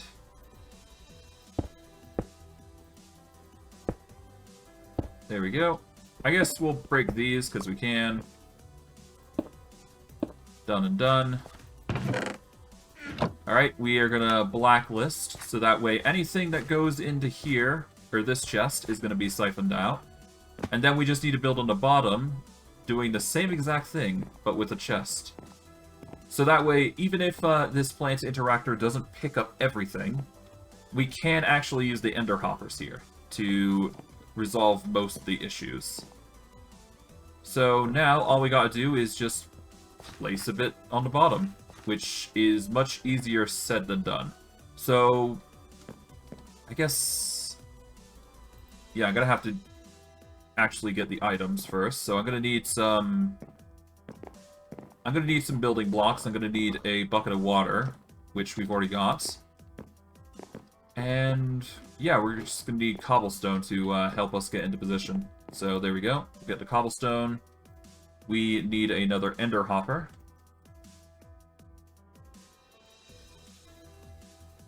There we go. One more unstable ender pearl. There we go. Ender hopper. Alright, a chest. A singular chest should do it. There we go. And this should be the bare minimum of what we need to actually do this. So there you go.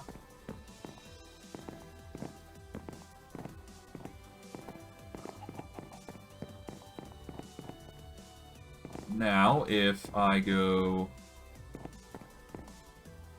I probably could just replace it. Hold on. Yeah, I guess that wouldn't really change much, though, is the problem, so... Alright, so let's get some water here. To act as a...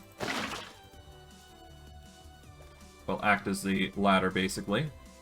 Alright, we're gonna set some cobblestone here. That should be enough. There we go.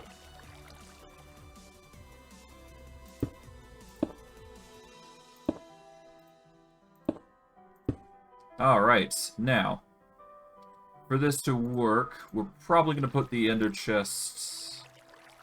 we're probably going to put the chest there, where the glowstone is, so...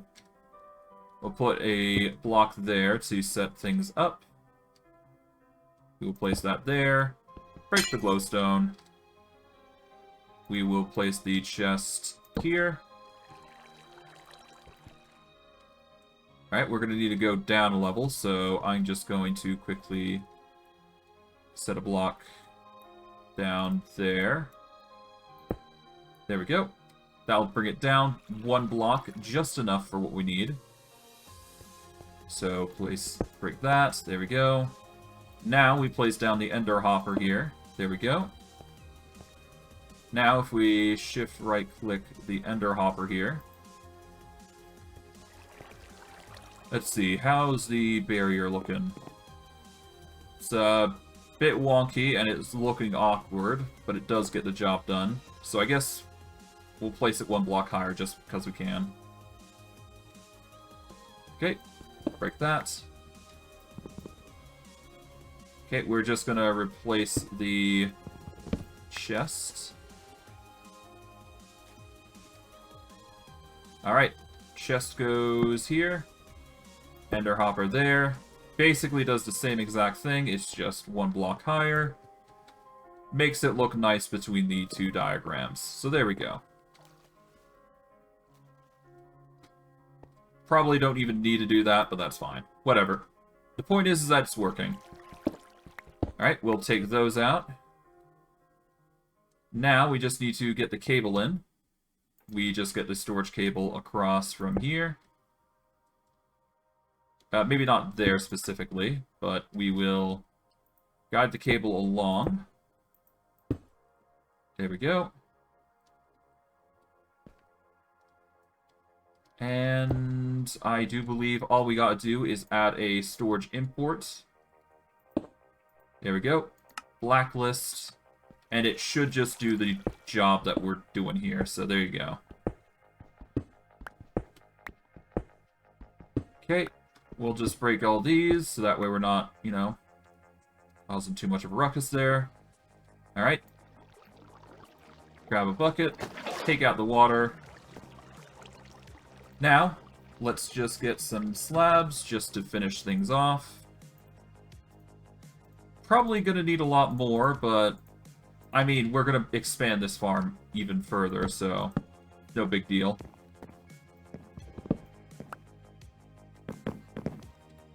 There we go.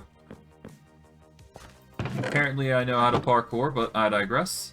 Now, if we turn this on...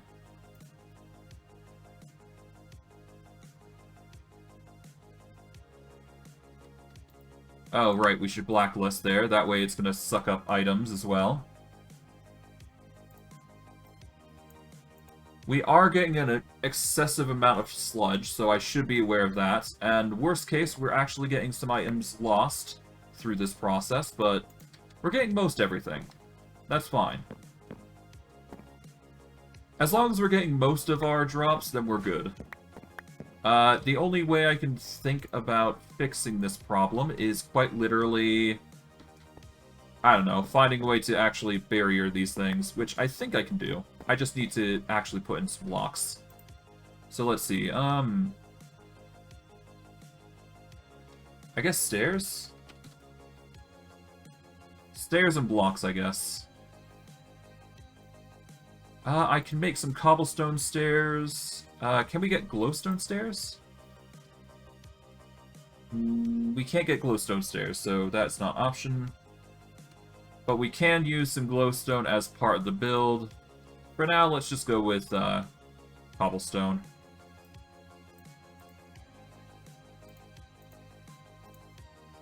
Alright, there we go.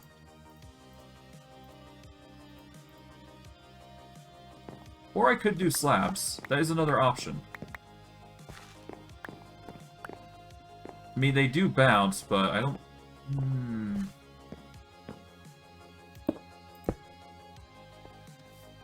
Let's do stairs for now.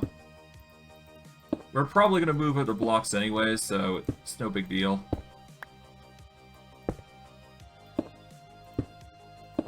For now, let's just focus on these stairs here. There we go.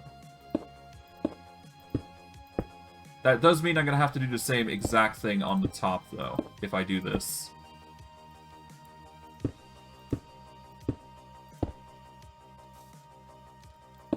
Okay. I mean, it will get the job done, I suppose, so there's that. Okay.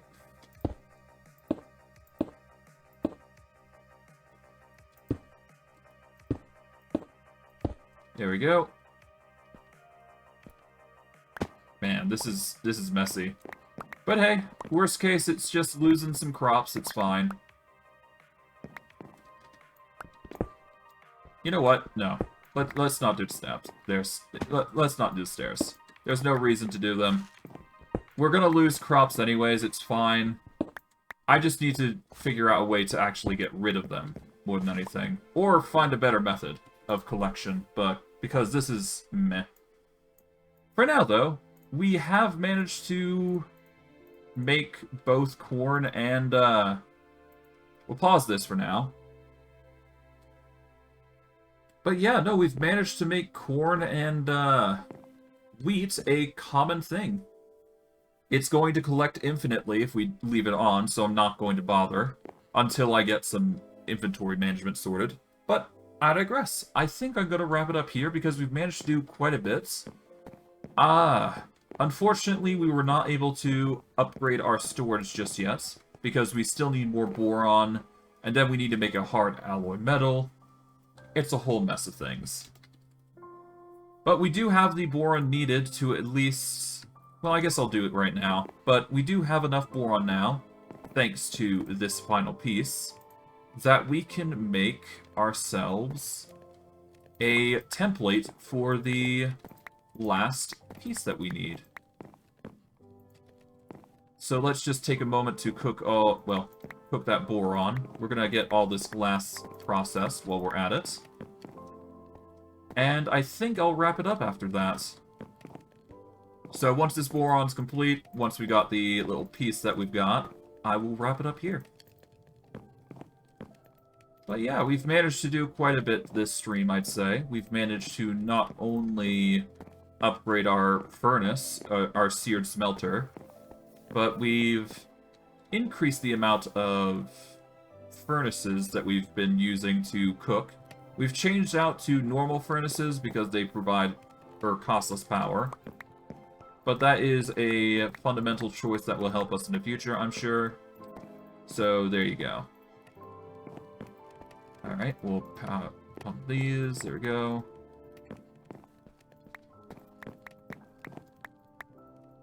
And there we go. But yeah, no, we've upgraded the drills, so that way we're making 4 sets of drills cooking at once instead of the normal amount that we're usually using. So that's a benefit, I'd say. Let's see, 5 more blocks. That's easily done. 4 and 5. There we go, that's 5 blocks of glass waiting to be turned to something. Alright, we've got 1 block and 1 ingot of boron. We can pour that, or we can start pouring it, rather. Okay, cobblestone circuit mold. That is not going to work. Okay.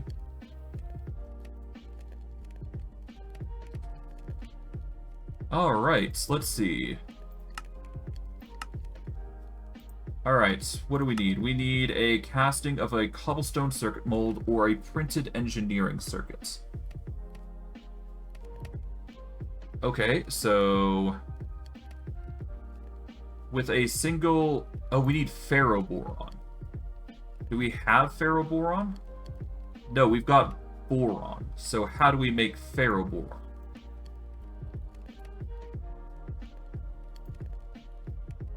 Okay,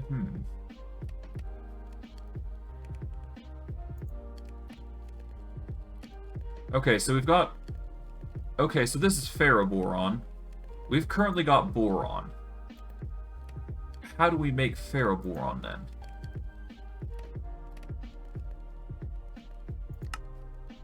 then? Steel and boron. Okay. And that makes 2 ingots, and that's how we get an alloy furnace. Okay, so what can we use boron for? If we smelt boron and make molten boron, there we go. Okay, so we did have enough. We just needed to turn boron into ferroboron, which requires specifically an alloy furnace, it seems. Which kind of sucks. Yeah, so if we take boron and we cook steel with it, which I do believe we had at one point. Alright, steel. Let's see. We do have steel ingots in here, and we've got a block of steel even. So we can do that now. Let's see, we need an equal parts of boron and steel, so let's just toss in 10 steel. And there we go, that's ferroboron, I guess, for you.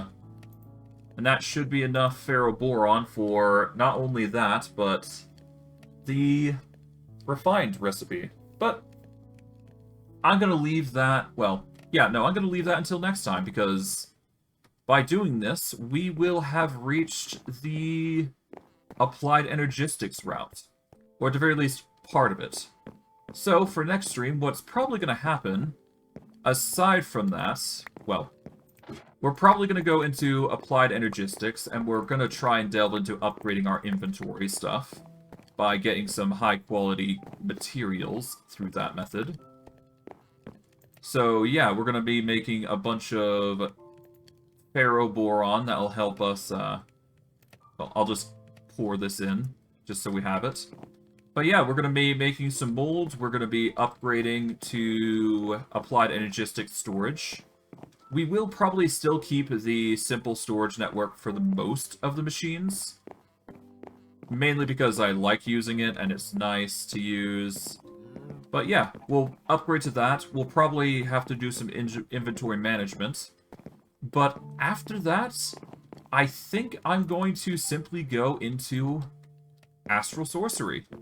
Because by going into Astral Sorcery, we should be able to get ourselves a nice little magnificent cloak that will allow us to flutter across the wind and basically fly creatively, which will allow for a lot more opportunities for building and a lot less danger from death.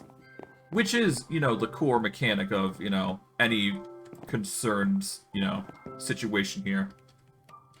But yeah, it's not like much danger comes our way anyway, so it's not a big deal, but having creative flight certainly helps when it comes to building, so we're probably going to be taking advantage of that when we get a chance. But I digress. I'm going to wrap it up here. I hope you guys enjoyed today's stream. I know I did. And I'll see you guys next stream. Take care, everyone, and have a good day.